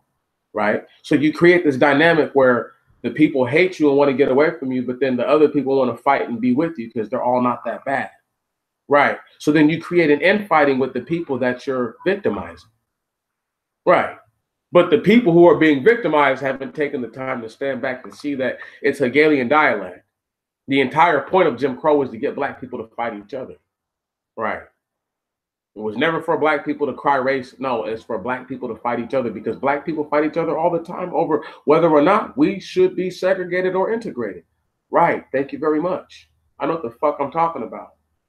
Okay. And they used Jim Crow to drive black people out of the South, more in particular, north than they did west. All right. The migration of blacks west, like they told you, didn't happen until after World War II.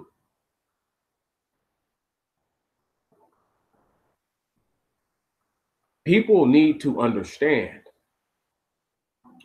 when Jim Crow took place, Jim Crow was enacted, they say, in 1877 from the range of 1954. Now we already know they were still hanging people past 1954. Okay, and we know that they were hanging people before 1877. So what you need to understand is that these rules were made solely to force black people. These things were implemented to force black people north. Right on. It was a concerted effort.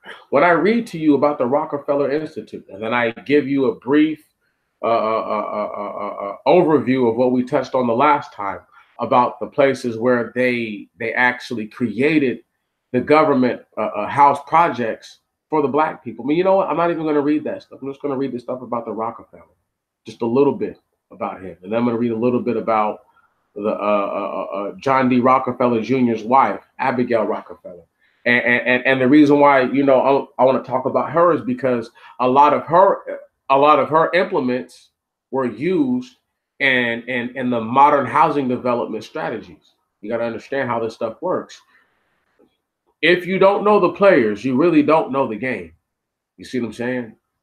So when people say, well, they understand this and they understand that, well, do they understand that John D. Rockefeller, the same person who built or helped build the projects, right, is the same person who also helped fund eugenics single-handedly helped fund eugenics.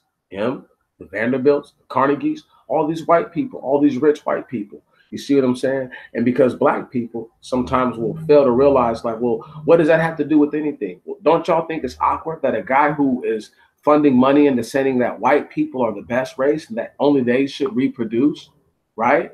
It's the same man saying that let's sequester black people in the tiny areas, but first let's do it through the means of legislation and racist laws that there's no protection for the black man. Right. Like I told y'all, man, they called it a shootout to protect what the sheriff had done, which was probably an unprovoked, a deadly massacre on those black people. And it's probably that, you know, those same men who went to go and get money were probably killed when they went to go get money. Right on, wanting more money, and a record high year for cotton. See what I'm talking about? Little shit like that that people just don't think is important. It is crucial. It is vital. White heaven has always had several things. And once again, white heaven didn't always exist. All right. White heaven didn't exist when they didn't have the power grip over almost all the land in which you think of the 48 contingent United States and the 48 contingent states that is considered the United States, save for Hawaii and Alaska. With that said, though, That would mean that in the 48 contingent United States, when it's built, when it was constructed, it was totally erect. Like I told y'all, the industrial revolution, evolution, that age is when it really, when white heaven really took itself off. And then Jim Crow gave it the wings to fly like it would have never flown. Because without all the racist laws to encourage white people, right on, to keep their foot on black people's necks, maybe black people stand up for themselves and aren't so passive about it, aren't so docile about it.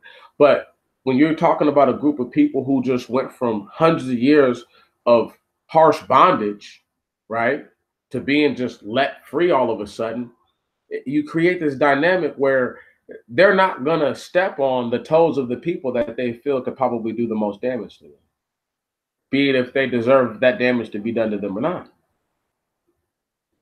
It's just how it is.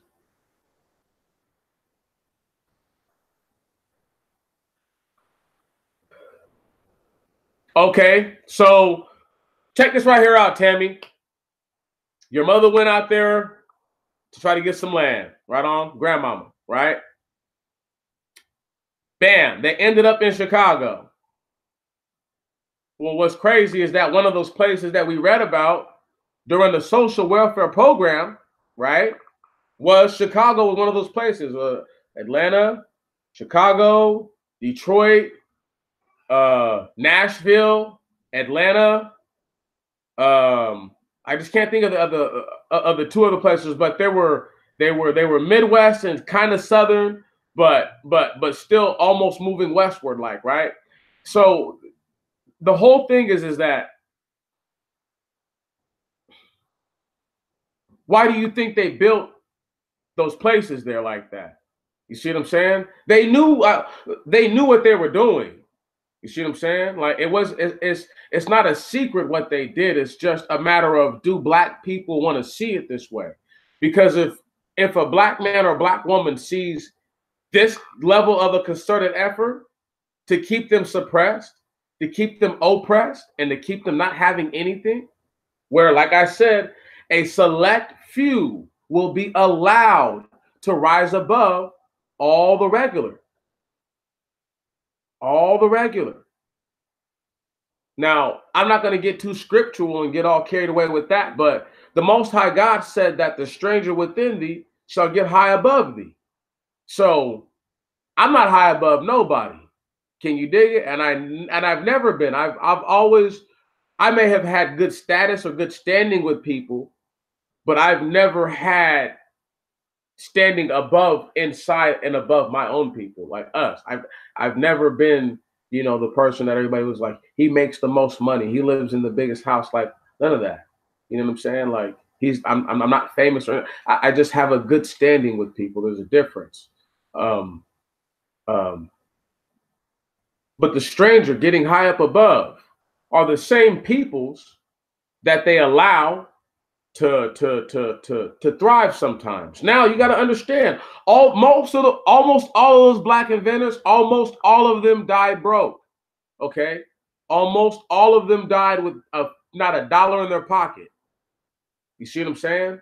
And when you face that sort of dynamic, where you literally, who knows how many lives these men saved together? You're talking about between two men creating the telephone, but Alexander Graham Bell gets the credit for it. Right. You're talking about a man who literally makes the filament cheaper, lasts much longer, right? Improves the quality of lives for people. What? Right. But he's not the creator of that. He's not the initiator of that. See what I'm talking about? They had the nerve to put C.J. Walker, Madam C.J. Walker, a woman who promoted self-hate at a very early stage in the Great White Hope and Black Despair period, who I am sure was a bedwench. Positive of it. I'm positive she's probably been with more white men than a lot of white women. I'm positive. And people can feel however, say whatever, think whatever. But when I say what I say, I stand on something. Okay? Those 3,000 people she employed, who do you think they were? But black women. They weren't men. You can bet your top, middle, and bottom dollar on that. And the only issue is that she was employing 3,000 black women in the field of self-hate. No beef there though. And black people want to talk about, oh, well, but we created hair care products and no, she created a way for people who have thick, coarse hair, curly hair, right on, to make it lay down like other dark-skinned people who don't have coarse, curly hair, where it just lays down naturally and they're dark skin. So she gave them the ability to look like their dark-skinned counterparts who were not genetically the same.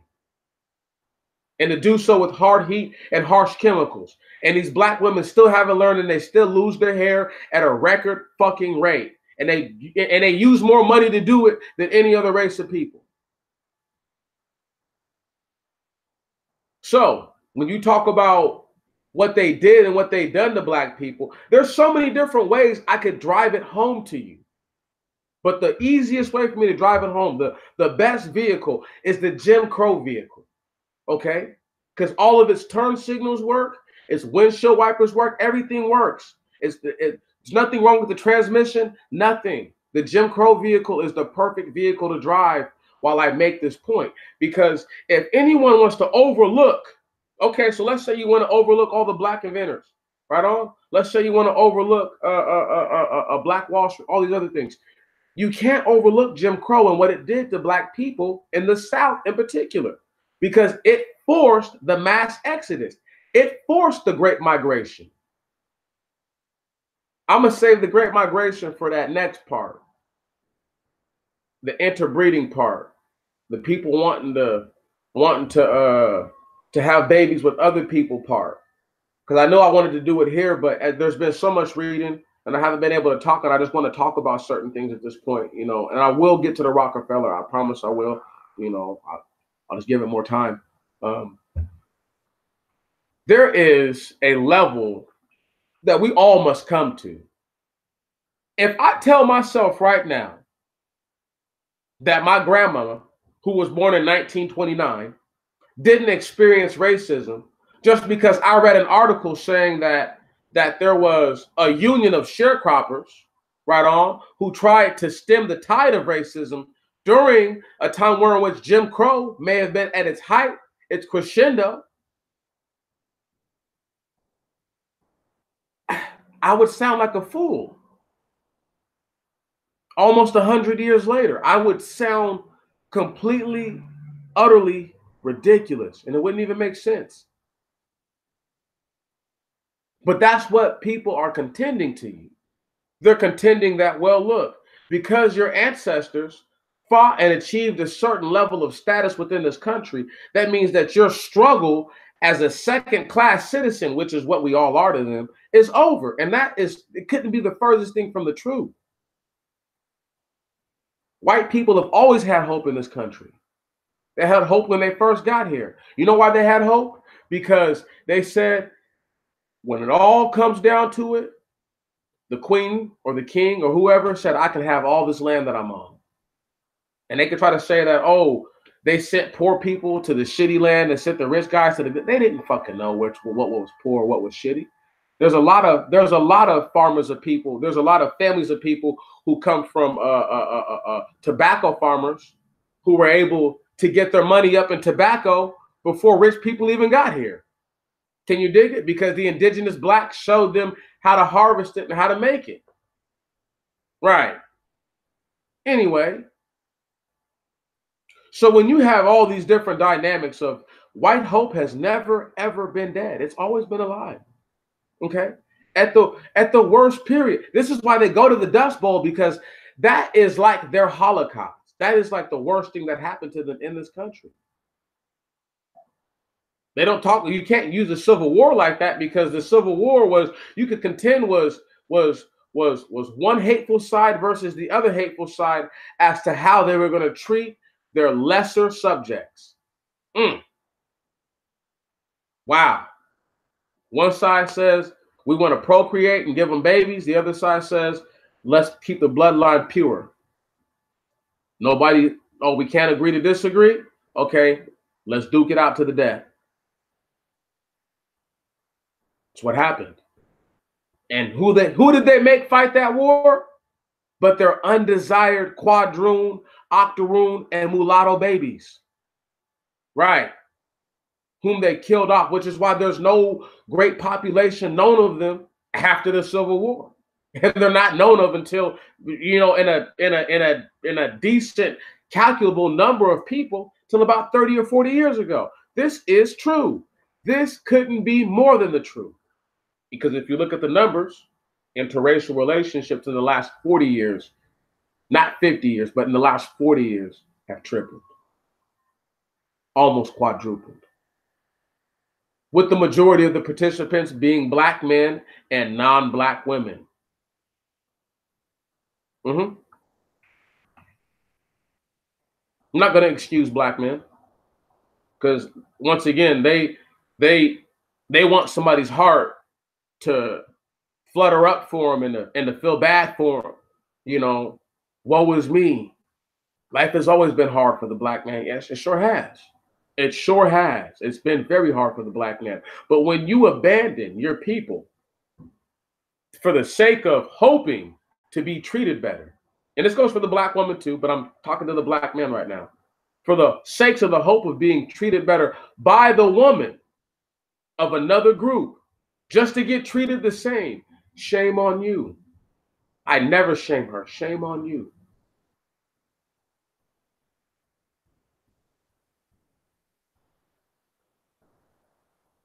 See, that's what I'm saying, sister. The number of them, right? If you look at the age of most of the biracial people right now in this country, I bet you most of them are under 40. I'm just saying, like, it's nobody wants to hear it. You know, nobody wants to really hear it.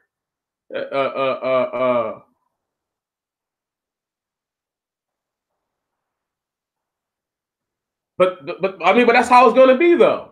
You see what I'm saying? That's how it's gonna be. My truth may not be your truth, may not be the next man's truth, but the absolute truth remains the truth. Can you dig it? And you can't take a little off the top, because it doesn't change. It never changed. You know, and it just makes me. It makes me know for a fact that the things that I'm saying right now aren't wrong. You know, I know for a fact that when people see stuff like white heaven, great white hope, and black despair, they're like, he hasn't explained anything about the great white hope. Yes, I have. I've explained many things about the great white hope. When I read about those inventions, right, and how they positively affected people's lives, I didn't pull up the list of everything black people invented. There'd be no need to do that. If I did that, that alone rates its own video. Black inventors rate a whole, you know, they rate a year's worth of like dedicated time to just talk about what each one of these guys did and like really dissect it. They rate that. Okay. But I don't have that kind of time on my hands. What I have the time to do is to introduce the information to a person. If it percolates their interest, hopefully they will further indulge in this interest and give themselves something to look forward to. I cannot make a man or a woman choose to do what it is that they do not want to do. That is a fact. Now I'm going to talk a little bit more, and then I'm going to show the stuff about Rockefeller, then I'm going to talk a little bit more, and then I'm going to cut it out. But what I'm stressing is Black people have never, ever had a good time here in America. It's never been good to us. Never. It's never been nice to us. It's never been kind to us. And indigenous Black people, you know, people who claim to be indigenous, you know, their plight is similar, but it's not the same. You know, I feel like I'm living in your land and you're owed the first level of homage as far as you have first pick of the land. But if my people are my people, as I say, then we are chosen and we are deserving of another level of homage that is outside of that. And until people can understand that, the Black despair, it comes in different shapes and varieties because all Black people, once again, don't see things the same because all Black people are not the same. And I don't mean people who are biracial. I'm talking about actual dark skinned Black type people, the indigenous people. Jim Crow. Let's go ahead and caveat right into that real quick. And um, 1 second.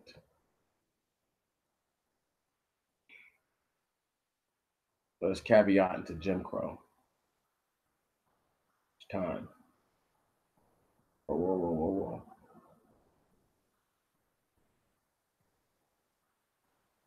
There we go. We're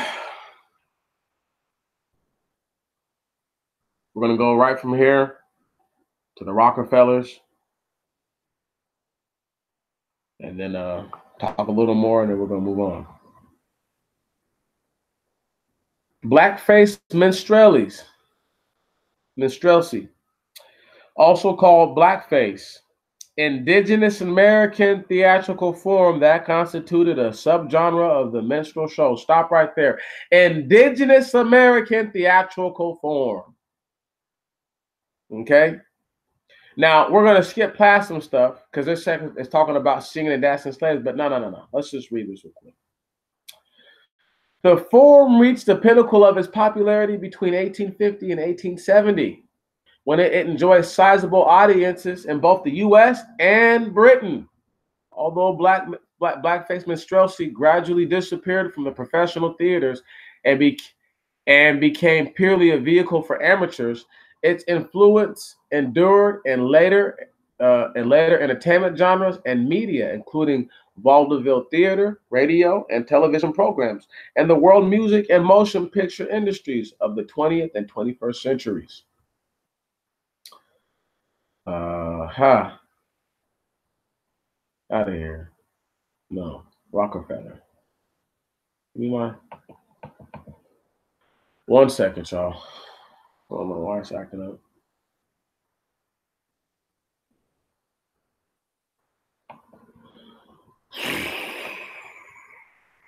Super duper irritated about that. I can't even pull up these other channels, these other pages. Yeah, there we go. Thank you. Oh my goodness. That's why I don't like that little one right there talking about the damn sharecropping. But where is it at? Bam, right here one more time. And then we're going to read about how they did what they could do for Black people one more time. We're not going to read anything in particular. Just looking for some numbers. So once again, roughly 250,000 Blacks, right on, from 1933, and it was closed down in around 1945, around the time of World War II, right? So 250,000 Black people, right, joined, right? Now, you got to realize, once again, if the North housed 2.5 million Black people, so-called Blacks, and the South housed 9.5 million so-called Blacks, well, how many of them are women and children altogether, right? And then outside of that, of the women and children, right? How many of those would have been young men that could have actually worked? Here we go.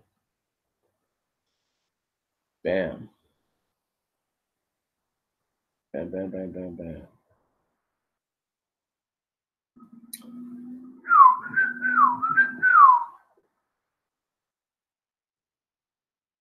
So we're not worried about HUD or this guy, Schmuckatelli Weaver.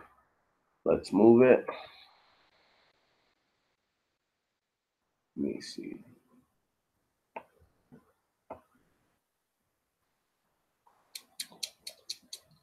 What was I about to read again? Oh my goodness, come on. I just read it a little bit ago. Well, not a little bit ago, but a while back before I was reading this stuff, or before I was on air. Where is it? There we go, right there. Projects in Negros areas have been announced in 7 cities: Atlanta, Cleveland, Detroit, Minneapolis, Montgomery, Chicago, and Nashville. Listen, stop right there. Why this is such a big deal, right, is because anywhere would have been better than living in the fucking South, dirt poor, with racist, dirty bastards chomping at the bits every fucking time you turned around. Can you dig it? But you wouldn't have wanted to move into a spot like that, a little ass place. Can you dig? If what? There ain't no racist people making that shit happen. All of this is if you ignore what Jim Crow did to black people, like this right here, let me just stop and read this. The recent depression has been extremely severe in its effect upon the South. The rural Negro poor before the period of trade decline was rendered even more needy after. Many tenants found it impossible to obtain a contract for a crop, and scores of Negro farmers lost their property. Stop right here, y'all. Y'all need to understand, when this was happening, you had white people getting the free property given to them, okay? All right? You had white people taking the bags and running, going to places like Omaha, Nebraska, going to places like Oklahoma, going to places like Texas. Okay, right on. They were taking the seed and the fertilizer and all the things that they had just been given, all right, by the federal government. Can you dig that? And they took that shit and they ran. Word is bond. So blacks had nothing. They had nothing. And you know what allowed this to happen? Jim Crow. But somehow they're trying to make it seem as if black people just ended up like that. How do you have inventors coming from these types of people, but there are none from the poor whites who don't suffer half as much as the black people? Moving on from this. Bam. Closing that down. Rockefeller Family Institute. Let's go ahead and read a couple things about this guy.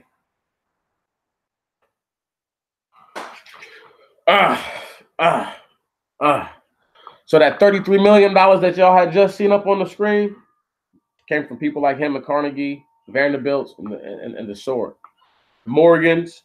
Who else? Oh my goodness. People always throw out the Rothschilds. I normally stay away from that name. I disdain them so much that I would rather talk about any other rich, mega rich, demon, devil family other than them. How we go? While the history of New York federal public housing projects during the New Deal years has been intensely explored by scholars in different fields, little consideration has been given to the local disclosures on low-cost housing promoted by private institutions, associations, family, and foundations during the same years. In fact, as the role of philanthropy in the city development has been in the same In fact, as the role of philanthropy in the city development has been in some measure addressed by scholars in a number of essays. Philanthropy in the City, a historical overview, Graduate Center at the University of New York, and Rockefeller Archive Center, right? It would be the Rockefellers who were holding on to it. September 2000, sponsored by Russell Sage Foundation and David Rockefeller, right? So it would be David Rockefeller who would do the research on to talking about this, about philanthropy, and it would be his family that's talked about the most. Anyway, come on. Little of the American literature on the public housing history pays particular attention to the significant role that philanthropy had in the development of housing for low-income families in the New York urban fabric. Scholars working on the history of New York public housing and on the influence of foreign models in the development of U.S. housing debate, the 30s, as well as most recent studies in the field, usually focus on American bureaucracy and governmental agencies and rarely attempt to highlight the significant role that European architects and the ideas that the development of new social housing programs for New York. Now stop right there.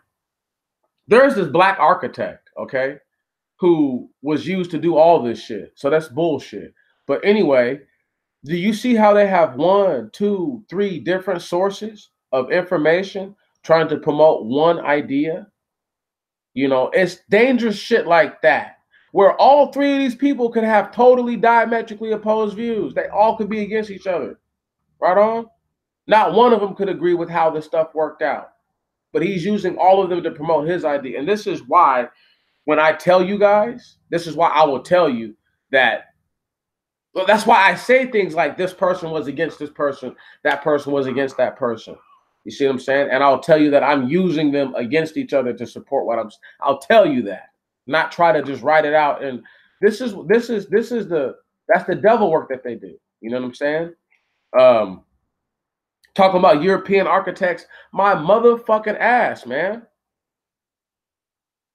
Anyway, in my PhD dissertation, I analyzed the housing discourse in New York from its origins during the 20s up to the 30s, focusing on the role that European immigrants, architects, and American social reformers had in the definition of federal programs and governmental projects. And what it's talking about are greasy ass WAP Italians, mix, and fucking Ruskies. Anyway, I do not care about none of that because none of their countries are built like this place. Not one of them, because niggas built this shit. Don't get it fucked up. My research did explore a number of projects developed by these first years, from their first theoretical experiments on the Lower East Side of Manhattan to the definition of new laws and programs and the completion of the first projects in New York, financed by the government and New York City Housing Authority in 1935. Stop right there. Stop right there. 1935, y'all. Beautiful year, right? You know why that's a beautiful year?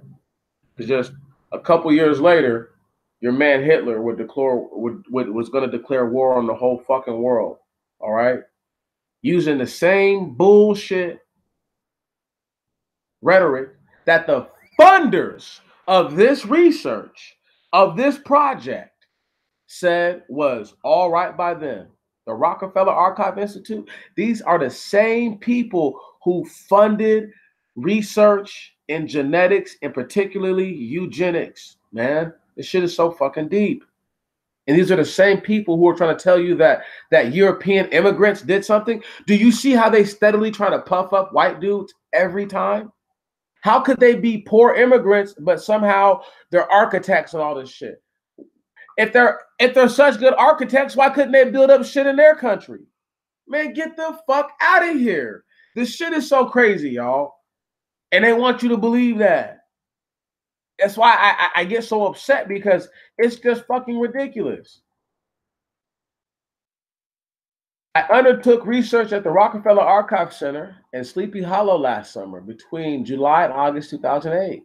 RAC sources about the history of low-income housing in New York during the 30s have been explored by scholars from different perspectives, whereas the Rockefeller Family Collection, as well as the Rockefeller Office records and documents from a number of New York-based institutes such as the Rockefeller Foundation and Russell Sage Foundation, the Lower Spelman Rockefeller Memorial and Spelman Fund of New York, offer great opportunity to researchers working on housing issues.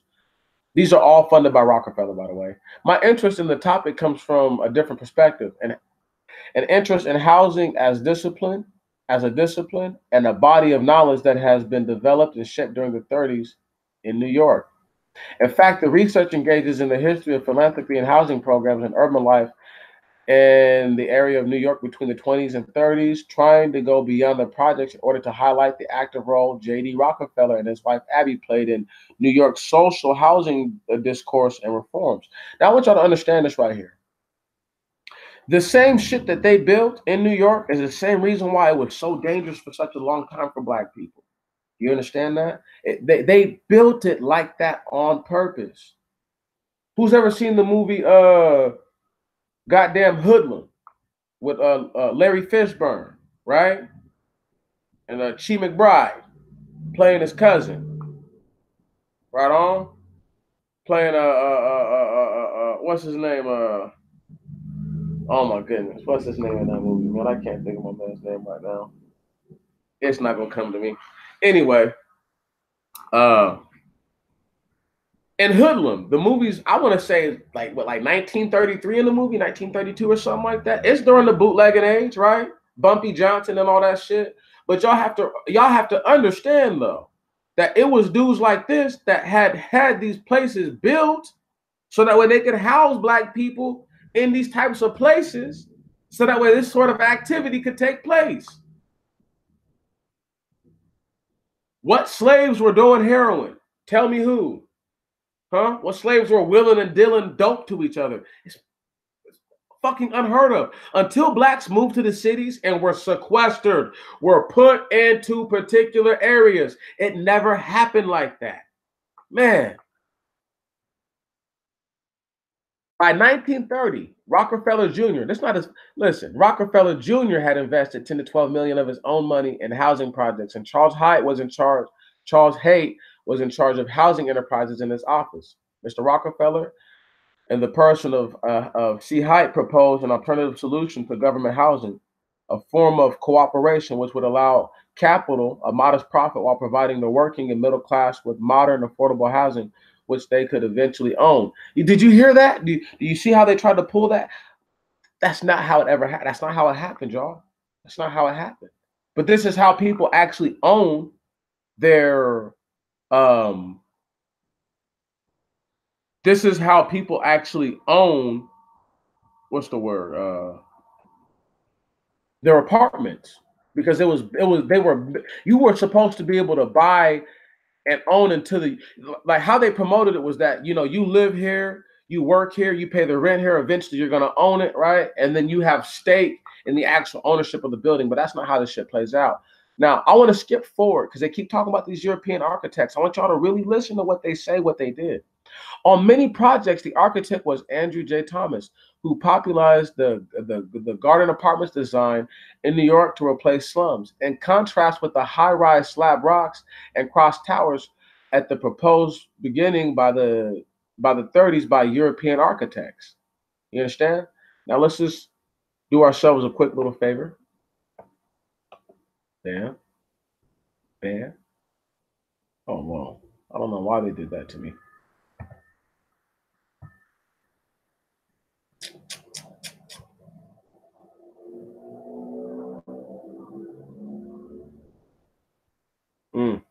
Is this him? We don't know because he's the only one who looks old enough.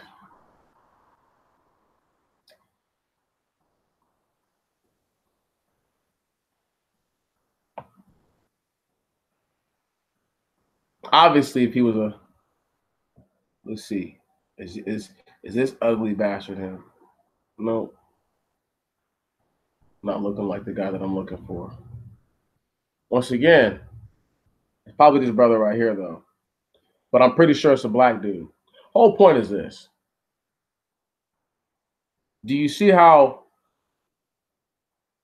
it made the difference between Andrew J. Thomas and the European architects?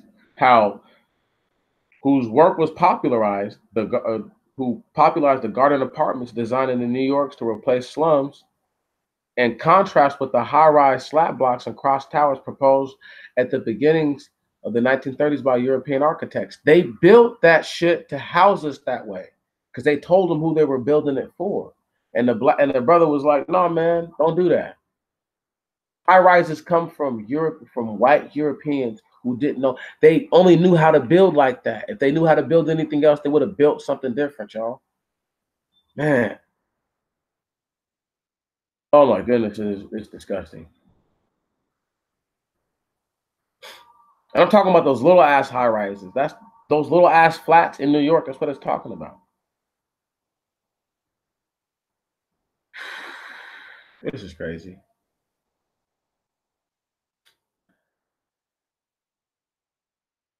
On many projects, the architect was Andrew J. Thomas, blah, blah, blah, blah, blah. In Manhattan, they built the Lasseter Apartments, 67, 68th Street on Park Avenue. The apartment buildings on York Avenue, 65 and 66, radically influenced by the local tradition of perimeter garden apartment plans. Listen,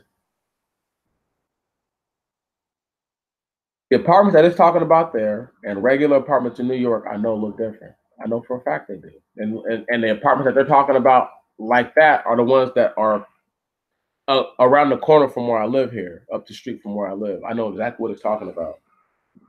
Let's go ahead and keep reading. Thomas Garden Apartments in the Bronx, the Paul Laurence Dunbar in Harlem, the vast Tassel Apartments in North Tarrytown, and the Bayonne Apartments, an industrial housing corporation in Jersey. At Dunbar Apartments in Harlem, for example, Mr. Rockefeller abandoned the plan to sell apartments and changed to a rental program.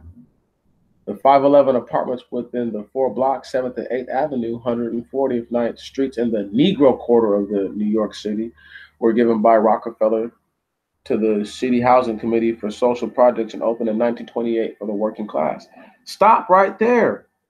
Do you see how far back it went? 1928. But they want you to believe that this shit kicked off in the 30s. Like they want you to think that that's when it actually was. They were just building stuff in the 30s. They already had to have shit built already, y'all. So get that these dudes use the racist ass Jim Crow laws. I can't stress this enough.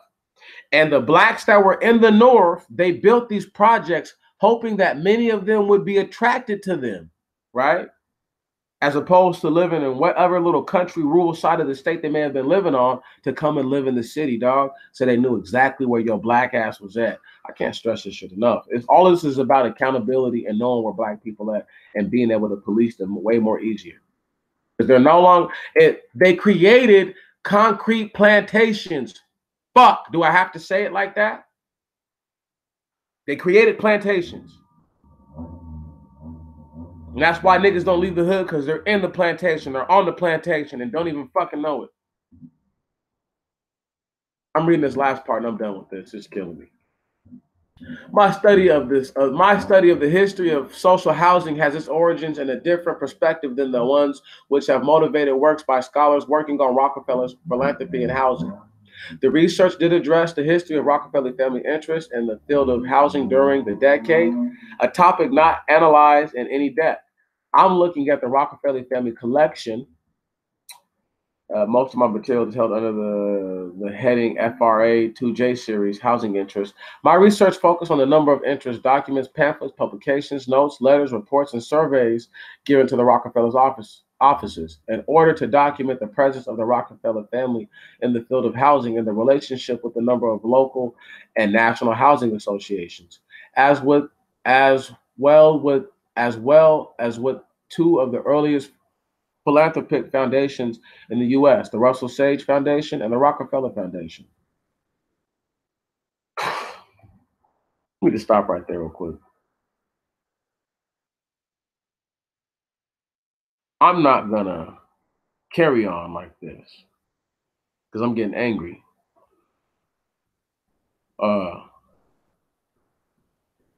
Yeah, I'm not gonna carry on reading that. I'm not.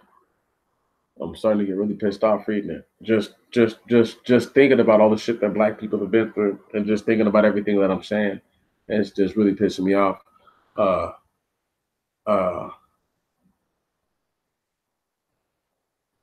Yeah, I'm feeling some type of way. So, and anybody can say whatever, but the shit's got me feeling some type of way right now. So let me just go ahead and just gather myself a little bit, read what y'all said.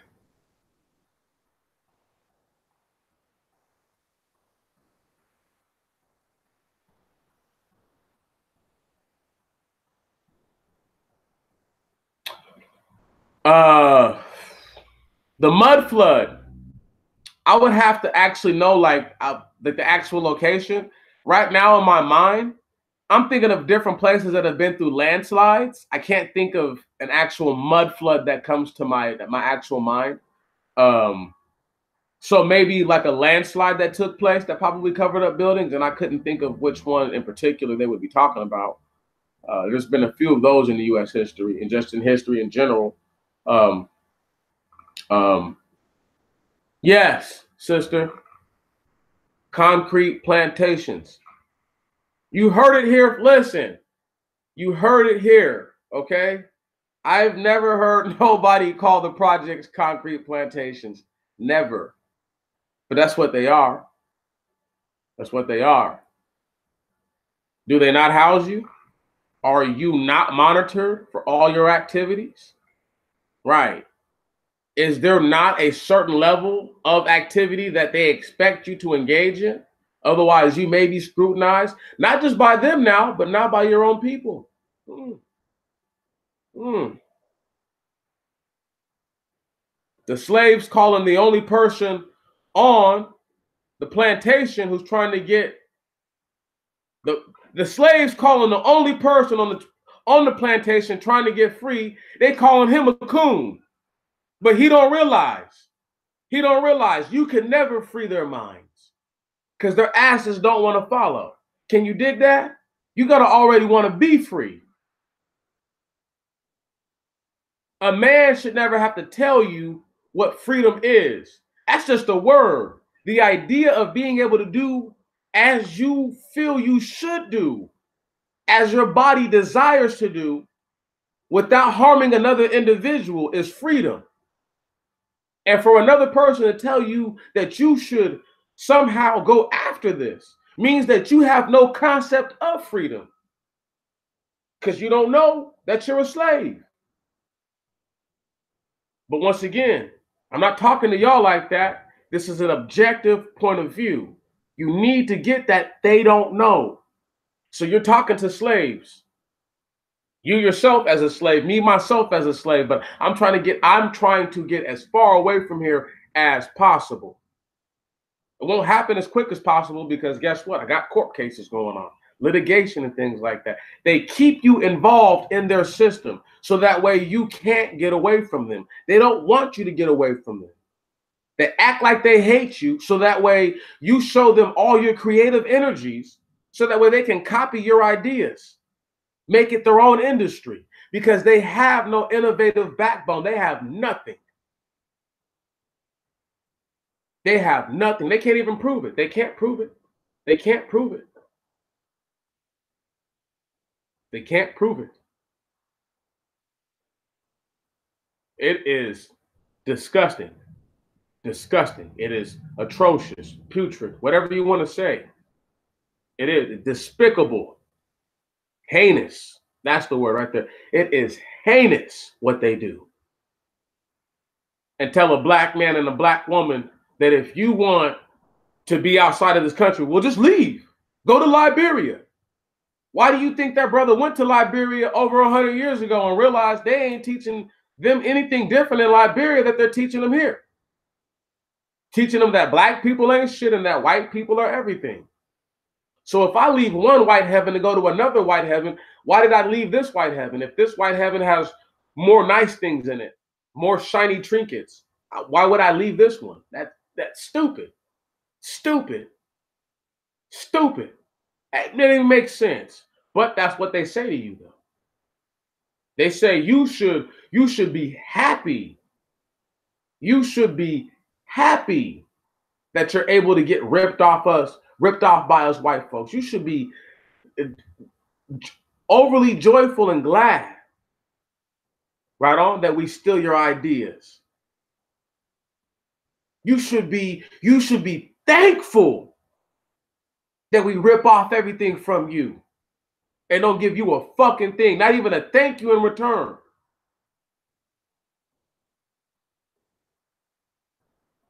People don't even realize I've been saying since I started my live streams. Some of my first live streams, if you guys go back and look at it, was talking about how black people were all not the same. That was some of my first live streams. Yet today, just reading in the most basic way, blackface comes from the indigenous Americans. So guess what? Some of those indigenous Americans were super duper dark with pink looking lips. We know what people who look like that are. We see them. We know who they are. See what I'm saying? Right. But nobody even sees that. Nobody's seeing it. It's like they're choosing willingly not to see it. Worse than all of those things are the people who don't want to play in their station. Andre says it a lot. We talk about this, but he says it a lot. People are being who they are, but I think people are being who they are to the extent that they're being who they think they want to be, who they think they feel they are. You know, uh, I think there's guys who are in particular fields who are being who they are. And I think there's other people who are in those fields who want to be those people also, because they identify more with that line of thought than they identify with the line of thought of the people they may come from. There's a lot of people who people claim are Hebrews, but they want to be Egyptians. They want to be everything else, and they want to be anything other than a Hebrew. Right on? They'll tell you that Jews are white people. So when you deal with that kind of dynamic, but I've been saying for a long time, black people are all not the same. And I'm going to contend that to the day that I die. There will never be any true understanding. You can't get anywhere when you're on a plantation full of black faces and nobody gets that, okay, we all belong in one group. You all belong in one group. And then this group of people together are the group of them that are the merger of both of our groups. You see what I'm saying? But and each one of these groups obviously has different issues, different plights, because they're treated differently by the powers that be. Is there a general disdain that they may practice for all dark faces? Sure, that's fine. But there's a level of acceptance they practice with other dark faces.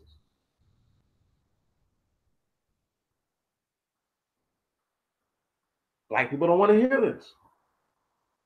Black people don't want to ever hear anything that could mean that all black people aren't the same. Because it means that all the indiscriminate breeding that they've been doing amongst each other is now highly questionable and suspect. It is now highly questionable and suspect. I tell my sister all the time, if you get with the dude that doesn't look like me, like could be somebody who was like in our family, don't even talk to me. Don't even talk to me. Go ahead and disown yourself that day. I tell her all the time. Tell her all the time. I've been told my brother how disappointed I was that he got with this chick who already had 2 kids just because her kids are mixed. You know, stupid. Stupid. I was told years before I ever met my son's mother, yo, bro, don't be out here fucking with none of these white chicks. And the homeboy said to me, none of these little mixed girls either. He said that to me. I'm like, whatever. Learn the hard way. Learn the lesson the hard way.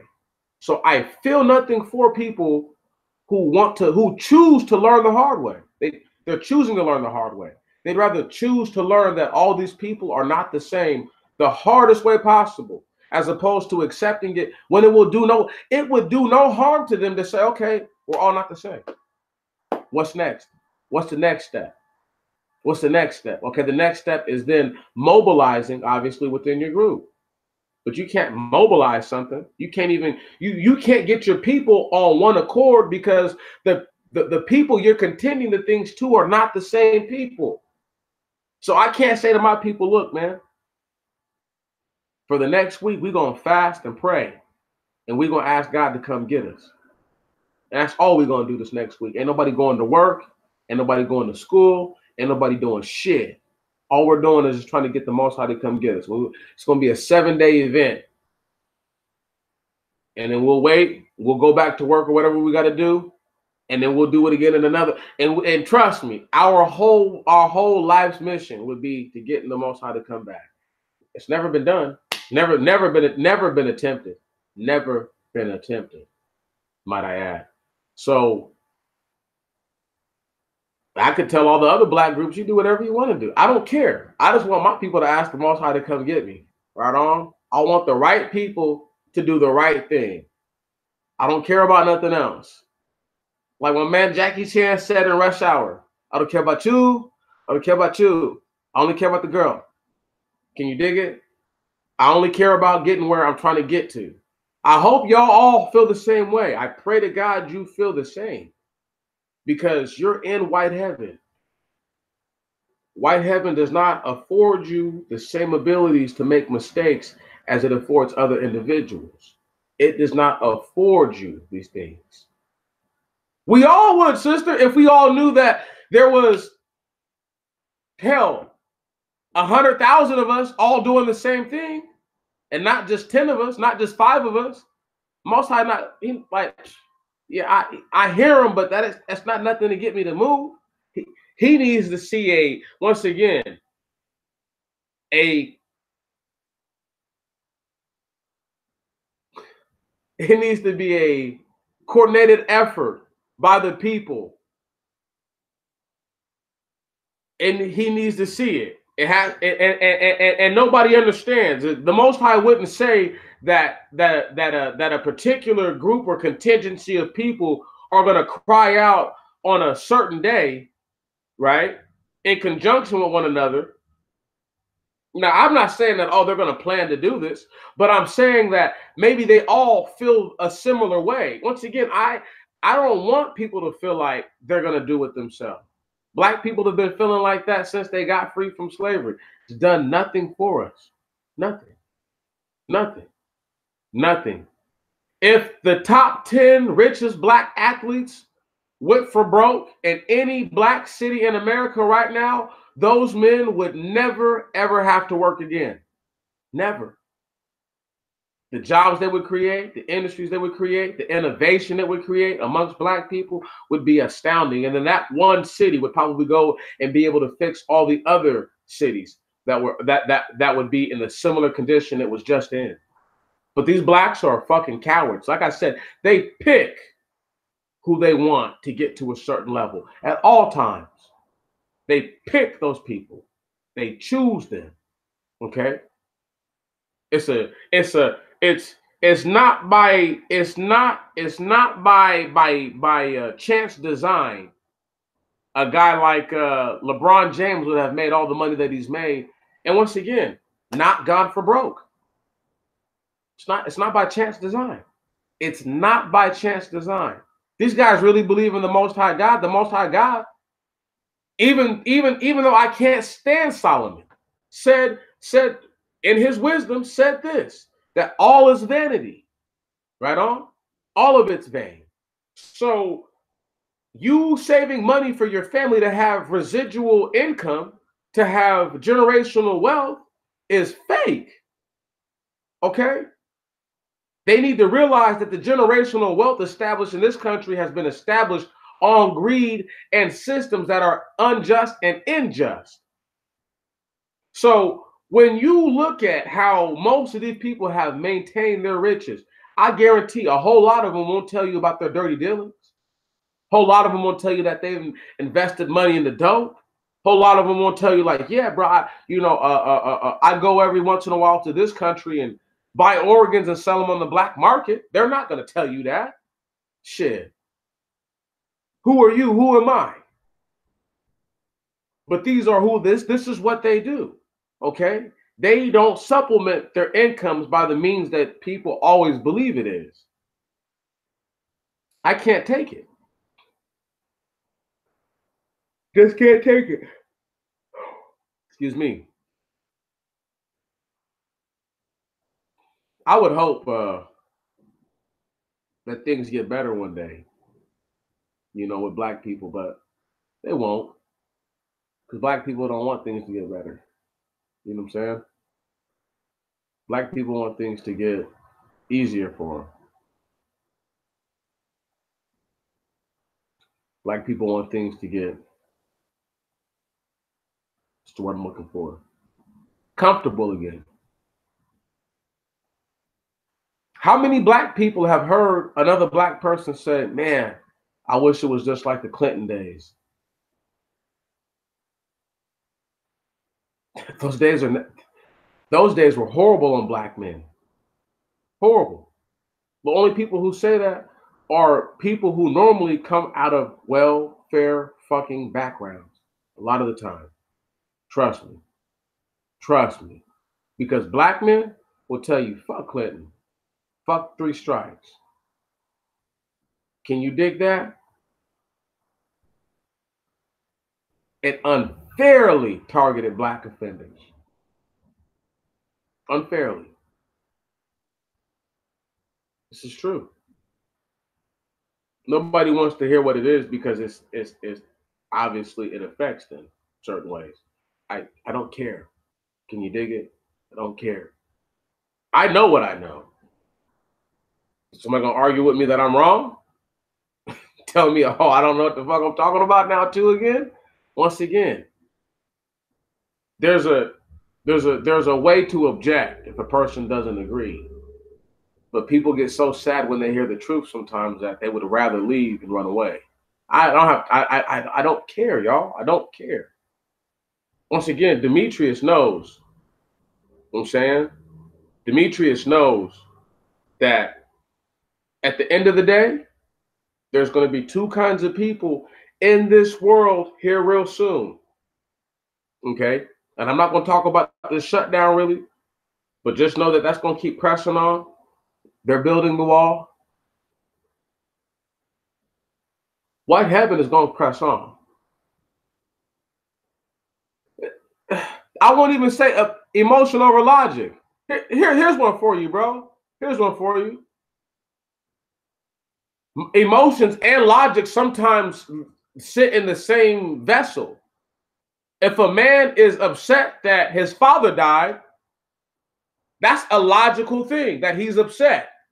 Can you dig it? It's logical that he's emotional or feels some type of way, has a certain type of feeling, is mourning. So let me slow you down because you've been listening to too many of these dudes who talk about this. Once again, red pill is for drug addicts. I'm not talking about you. I'm talking about the whole mentality. The Most High God gave everybody emotions. Okay? He gave you the sensation of touch so that way when things are going to do harm to your body, you could feel that. When it gave you the sensation of pain, right on, you could withdraw whatever that is from that activity. Without those so-called emotions, you wouldn't feel anything, dog. You need them to survive. See what I'm saying? They're a crucial part of your survival. And I think all too often, young men especially are coached into not thinking that you have to only operate within your mind and how you feel is not important. That's stupid. How you feel dictates what you're thinking, bro. I mean, the two fall hand in hand. I totally understand that a person can't make a decision based on what the feeling is, and they should base their decision on what actually is true. I totally understand you. I'm with you. But at the same token, in the same breath, we also have to understand that you have love in your heart. Right on? You have joy in your heart. You have compassion. You have mercy. You have grace. I'm going to speak on the good things that people have. Right on? We have bravery in our hearts. Can you dig that, brother? Those are all feelings and emotions. But if they're not tempered with the mind, then the heart shall override you, because the heart is wicked above all things. And who can know it? I'm with you, family, but I'm just stressing this because this is one of those things that I talk to Andre about sometimes. You know what I mean? And it's like there's a difference between a person being overreactive and somebody being emotional, sensitive. I've been a sensitive person my whole life. Like my whole life. Always been sensitive about a lot of different stuff.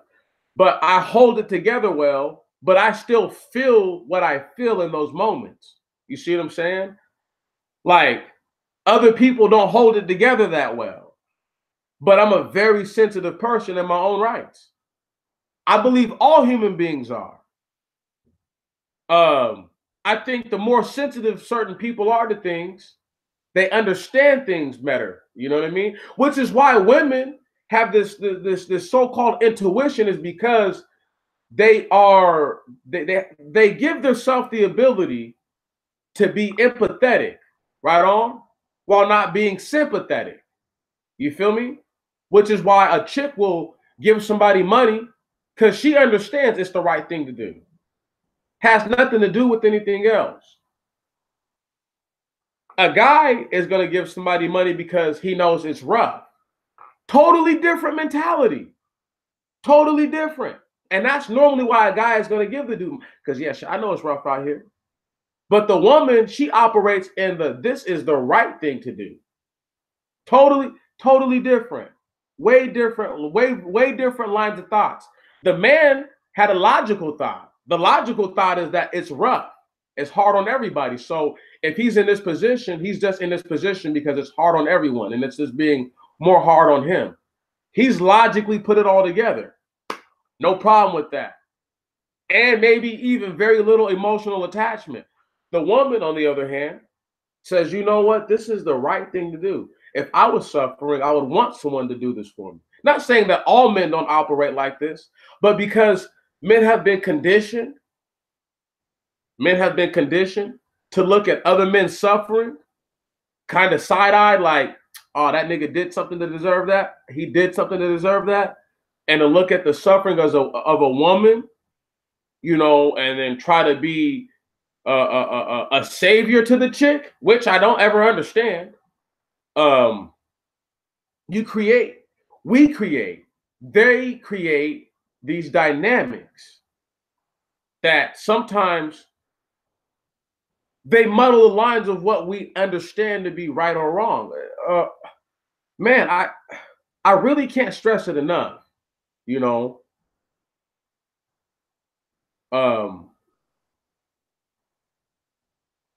See, but that's the thing though, sister, is like I don't live in the mind of just trying to be a super macho man. I try to understand people. The only way to understand a woman is to watch what a woman does, to really perceive what she's doing, and then to then understand the motivation. If I don't understand the actions that just took place, understand what motivates those sort of actions. You see what I'm saying? Because you may not ever understand them completely or wholly, but I do my best to understand women. I think for a guy, I think for especially for a young man, I understand women to a level that is exceptional. I don't ever talk about women really and what I really know about y'all. There's so much stuff I know about women. Uh, uh, I could probably really be a dating coach for most of these dudes, but that's not my forte. You know what I'm saying? However, reeling myself back in, men and women see the dynamic differently. We see all of this stuff differently. But when we're talking about everything that we're talking about, and let's just get back to white heaven for just half a second before I decide to, you know, close the curtain on y'all. White heaven creates this dynamic where they want you to think that black people are pathetic. They want you to think that black men, more in particular, are pathetic, and that women are this driving force for us, right on, and that we can't operate or think without them. To some degree, I think that men don't operate the same without. I don't think any man operates the same without their women. Uh, uh, I think they'll live on because they have to, but I don't think they operate the same, you know, without their natural companion. So yeah, when you make it to where the woman has ultimate say in the household and a position that she would have never had before, um, yeah, it changes everything. It's less a matriarchy if you really look at this. If you really look at how a lot of families are built, matriarch like, I guess, but it's really just controlled chaos, you know. That's how I look at the black family for the most part. It's controlled chaos. Um, I think when people think of black matriarchy, they really constitute both of those. They constitute the black matriarchy with with these two things. Number one would be welfare, right? And then number two would be this really false and misleading notion that that all these black women had all these mixed breed sons and daughters that were able to go on and become these successful people here in this country. Uh, uh, Because that's what they really get upset about. See, black men can make it about all these other things, but it's really about black chicks talking to other guys and not dealing with them on that level and losing faith in black men, and black men feeling like, well, what else can we do? What else? What else? What have these motherfuckers done that's so special? Right on?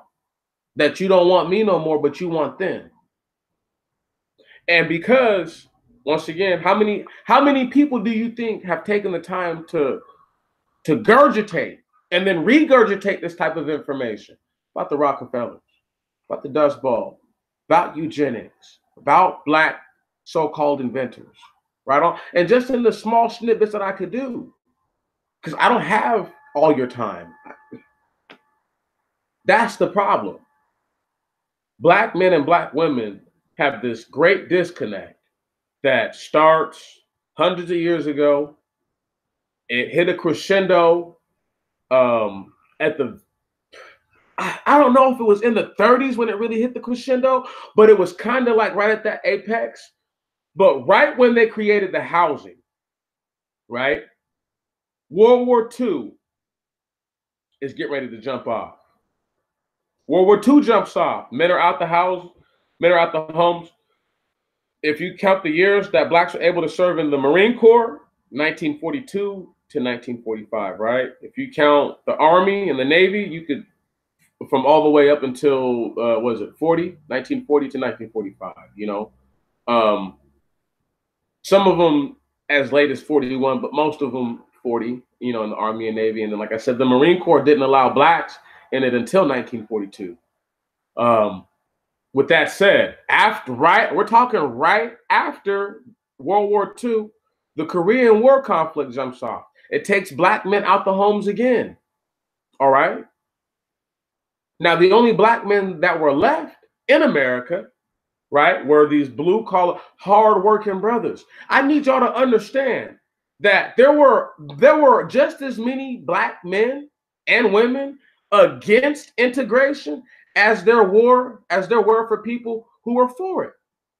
I'd say that there were more people who were against it, and that the minority, the loud minority, was able to shush the quiet majority, okay, the humble majority, and the only things that dispute this are things like the Board of Education to people. They're like, well, look at the Board of Education, Brown versus Board of Education. Look at what that did for black people. But it didn't do anything.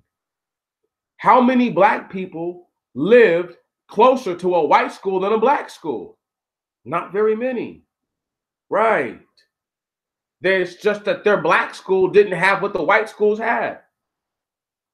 So as opposed to being thankful that his black school had what the white school had, no, he forced his way into history. Mr. Brown has caused an unknowable number of deaths and an unknowable amount of suffering amongst his people. Much like Martin Luther King, much like Malcolm X, all these people that they praise. All of them that they praise. And the ones that were killed in their sleeps were the ones that were the most dangerous of them all. There's a reason why they killed Fred Hampton in his sleep. You understand me? There's a reason they did that. If people don't respect that black men fought not one, but two wars, and then in the middle of a third, their women turn coat on them? What? So when they get home from Vietnam, the whole mentality is different. He been in the bush for the last 7 years. He gets home to find out not only is she getting a government check and don't need him no more, but she pregnant by his lousy ass motherfucking second cousin type shit. This motherfucker laid up sucking on chicken bones. Talking about, yeah, cuz, you know, shit, we thought you didn't make it. We thought something had happened to you over there.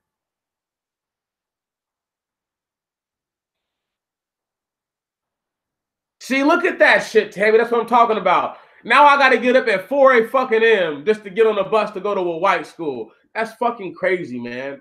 That's nonsense. But that's the world we live in. That's the world we live in. It's a stupid world we live in, you know. But that's my point, is that you have all these low down skullduggerous bastards who don't even want to take credit for what they've done. And I'm calling the women bastards when I'm talking about that. Fucking and sucking some dudes next to kin, or some punk ass white boy, punk ass Asian, or punk ass Mexican, and said, it's my body. I can do it what I want to do with it. And what does that black man do? He takes it on the chin, sucks it up.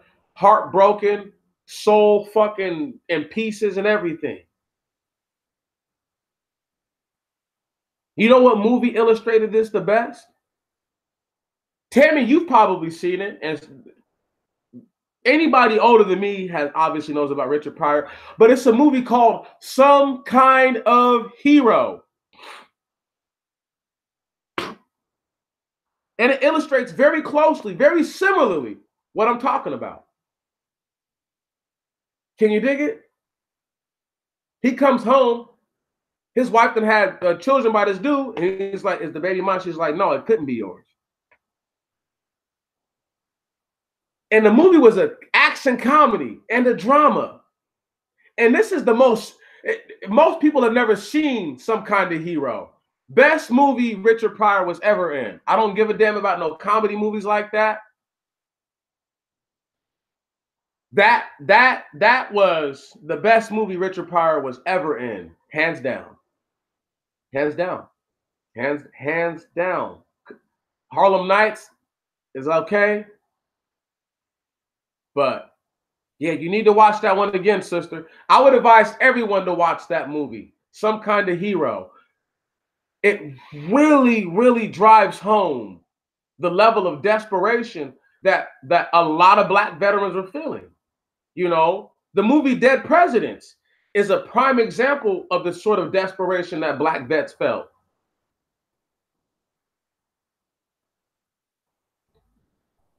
There's never going to be a time better than now to give yourself a reason to get out the matrix. My boy Ben Judah over there in the UK, pray for him. He's good people, y'all. Pray for him. And you know, just pray that the Most High brings him back into good health, the way that he desires to be. But me and that brother were talking, and Andre had called while we were having this conversation. But before he had called, me and him were talking, and we were just saying about how, like,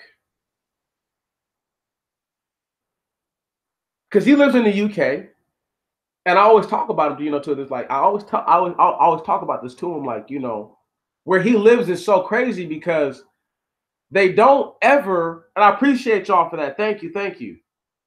But they don't ever publicize a lot of the really bad stuff that goes on in the UK. So much wild shit that goes on that little ass island with like 80 million people on it. So much, I mean, wild ass shit, right? Wild. And most of the time, when we think about black people in Europe, right, we think of just people who talk like funny sounding white people over there. But what you have to realize is that those brothers and sisters think just like you do. They think, I'm talking about, they think the exact same way. They think the exact same way. You know, I told Ben Judah this right here, though. Andre heard me say it. This is a true story. I said, look, the UK blacks started to get a treat funny when, I don't know when blacks from America started going over there. I said, but the brothers from America was coming over to Europe and going over to places like the UK and told those brothers, man, you ain't got to take that shit. You ain't got to take that shit like that. And the moment those brothers started to buck up just a little bit, everything changed in the UK. Everything changed. It was never the same. Look in the history. Look into the history. I can't make this shit up. I can't make it up. As long as black people agree to be subservient, white people will still be cruel, but they check their cruelty at the door normally. The only time they're overly cruel and don't check it is when they're in their savage, I gotta see something die mode. Oh, trust me, they go into that mode. So the whites in Europe normally have almost historically have almost always been better towards black people, have almost always been better towards black people than any other whites around the world. Why that is, I could contend several things, but I'll keep it real basic. Um, the common lineage for some of those white men is not who you think it is. Yeah, but that's the thing though, sister, is they created that. You see what I'm saying? It's like Blackistan or something like that over there in the UK, right? They created these issues. And you got to look at, if you really look at the same times that they were doing black people crazy over here, they don't always match, but some of the major events match from here to there. The most seismic events normally are in coincide as to how the whites treated the blacks here and how the whites treated the blacks over there. But during the intermediate parts of slavery, how whites treated blacks there, there's no comparison. It was just better. It was just better. It was just better. Just better. Way better. So when you talk about the reason why they have a 50-50 interracial marriage rate in the UK, and it's not just including black people, it's all the minorities with white people being included. But the reason why it's 50-50 is because for a long time, the British were occupying where? That's right, India. Indians are what? Right, some dark-skinned mofos also. Can you dig it?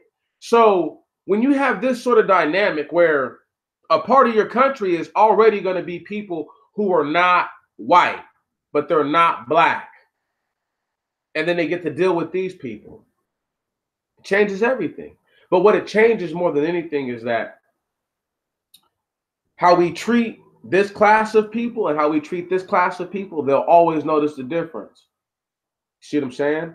So we don't have to beat black people on the back because we'll just treat Indians better than them. And they'll know that they're under Indians. They'll know that they're under the Pakistanis. They'll know that they're under all these other black groups that we don't identify or classify as black, but treat them on the same subjugated stance.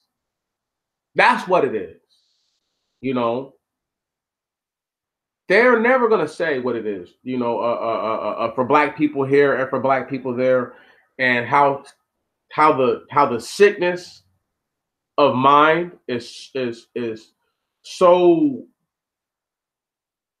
awesomely similar that blacks here we should be tested for the same mental illnesses as they should be tested for.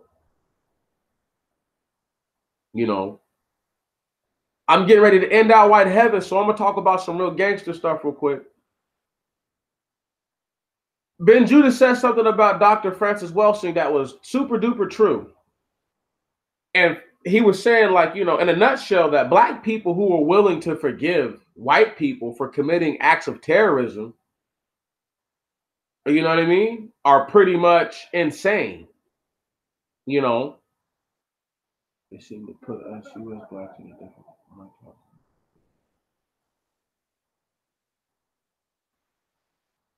Yeah, well, see, but that's because they have their own racism to deal with, so they can't focus on the U.S. blacks like they would. But the U.S. black man, the U.S. black woman struggle is what they normally point to say, okay, You know, that's the pinnacle. It doesn't normally, like, I'm not sure what's worse than a white dude cutting the baby out of the same black woman he forced, he forced, he forced to lay with him.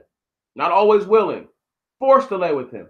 Cut a baby out of her stomach and then let the baby be a damn trap for an alligator and let her bleed to death. See what I'm saying? Nobody's like, like, like they're just now. It's just like they get bad stuff that happens, but it's like the bad stuff that happened here. That shit, it's not even documented.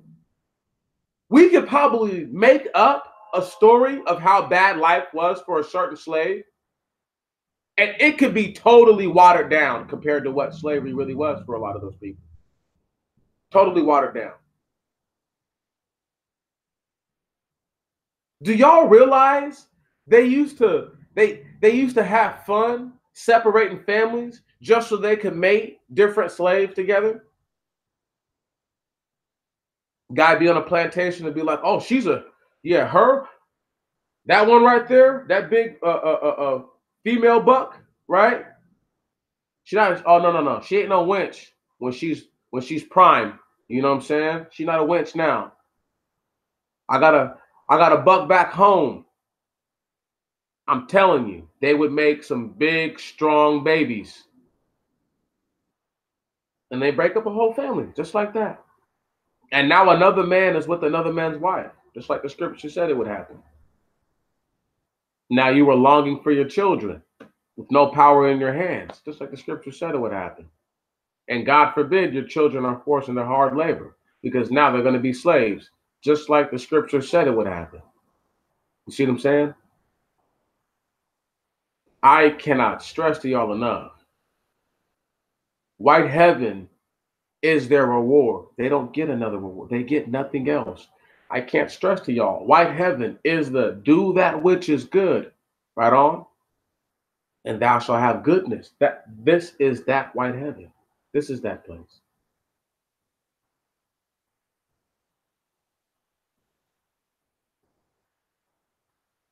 Yeah. Yep.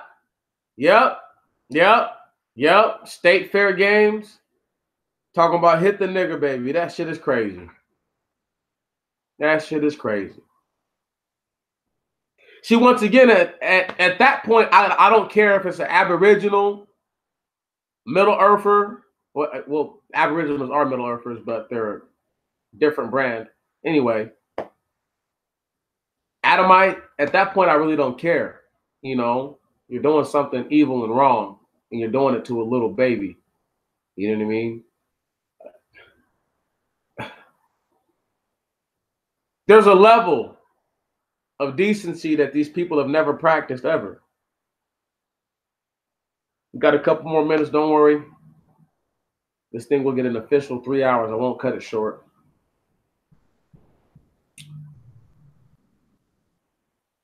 We are at a junction, black people, that we've got to accept that they hate us. They're not our friends. They've never been our friends. Don't want to be our friends. They don't respect you. They don't like you. They admonish you every time they get the chance. Everything that you do, they rebuke it. I am not telling you anything that you don't already know. See, black people hate to be in a situation where they might be wrong and they put all their eggs in one basket, but they put their eggs in the wrong basket. Black people hate that. So why do they put all their eggs in one basket? See what I'm saying?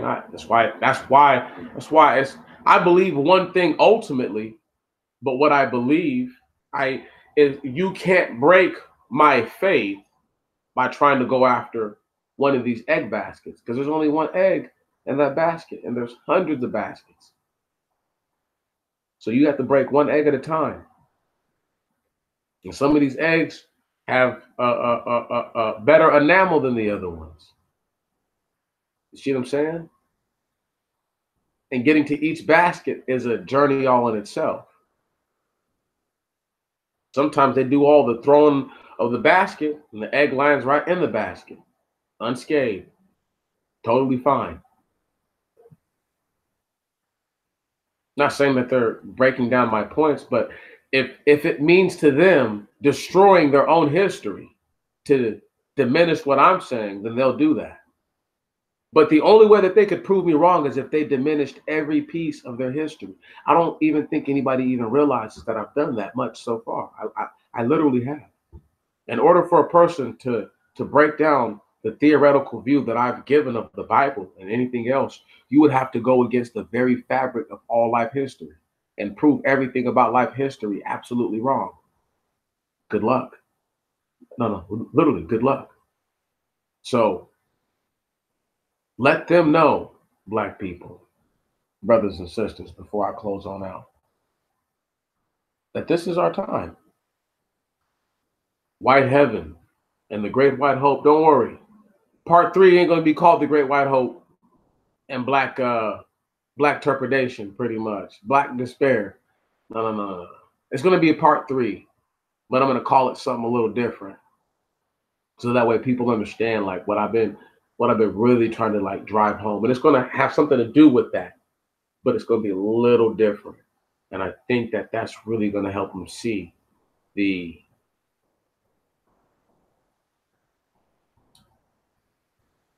Jim Crow did its job. It pushed us all the way out of the South, up north and out west. So that way the industrial hand of Black people, the creative hand and innovative hand of Black people could be felt all throughout the nation. They did that with Jim Crow. What they also managed to do with Jim Crow is make it to where their ex-slaves said, I can't live without you, white man, and I can't live without you, white woman. Take me back. Take me back. Made them do that too. You see what I'm saying? While at one time, the white people were like, oh, these poor niggers, they need our help. And then on the other hand, they're like, we can't stand you niggers. But all in all, they've invented nothing. Somehow they're the architects and the inventors, though they've invented nothing. Creators, though they've created nothing. Conquerors, though they've conquered nothing. See what I'm saying? If you let them tell the story, they've did everything right and nothing wrong. Only made a couple of mistakes. Bad judgment. But they haven't been wrong. Great white hope, Black despair. It is your despair that gives them hope. So long as you are on the undertow, they feel that they have a chance. They think that they have a chance, but they don't know that. But by seeing you suffer, it gives them reassurance that there's a chance for them. And that's why all these Black people had to suffer for such a long time. So that way they always thought that they had a chance to eventually bring up the morale of poor whites. This is why they used to feed poor Blacks to the poor whites in this essence. This is why they allowed Jim Crow to take place for such a long time. So that way those poor whites wouldn't lose their steam and their confidence and become impotent.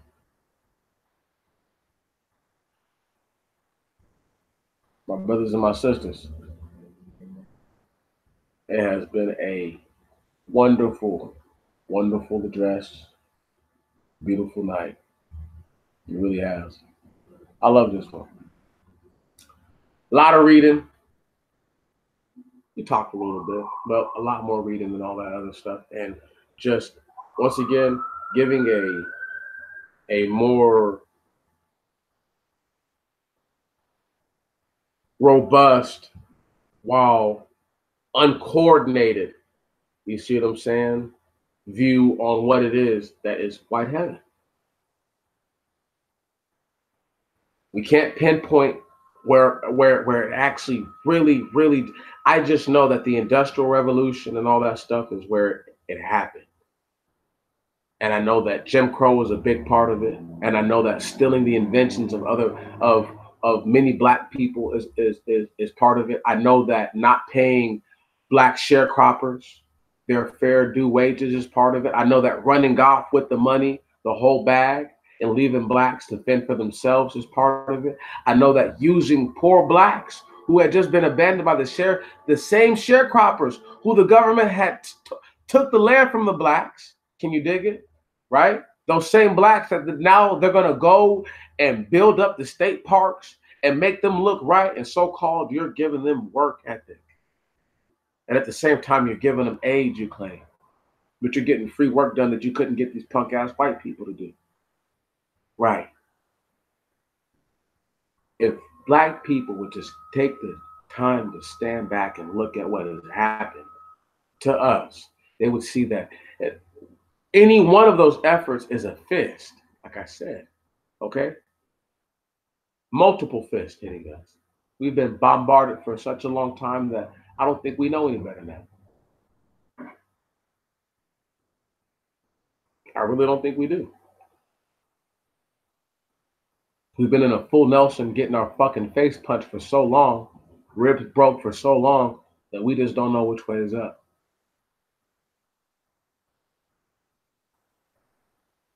Black people, be circumspect, be critical, be objective, and most of all, outside of all that other stuff, just be thankful to the Most High God that you have the ability to be thankful, that He gave you that ability at some point. With that said, my beautiful black brothers and sisters, I appreciate your time. You guys know I salute you. I love you very much. Continue to pray for me. Oh yeah, they're trying to deny my subpoena on the information, but just the fact that they're trying to deny my subpoena on the information tells me that I'm headed in the right direction. I appreciate y'all. All your prayers in this situation are most definitely being felt. I love y'all again, man. Let's take it easy.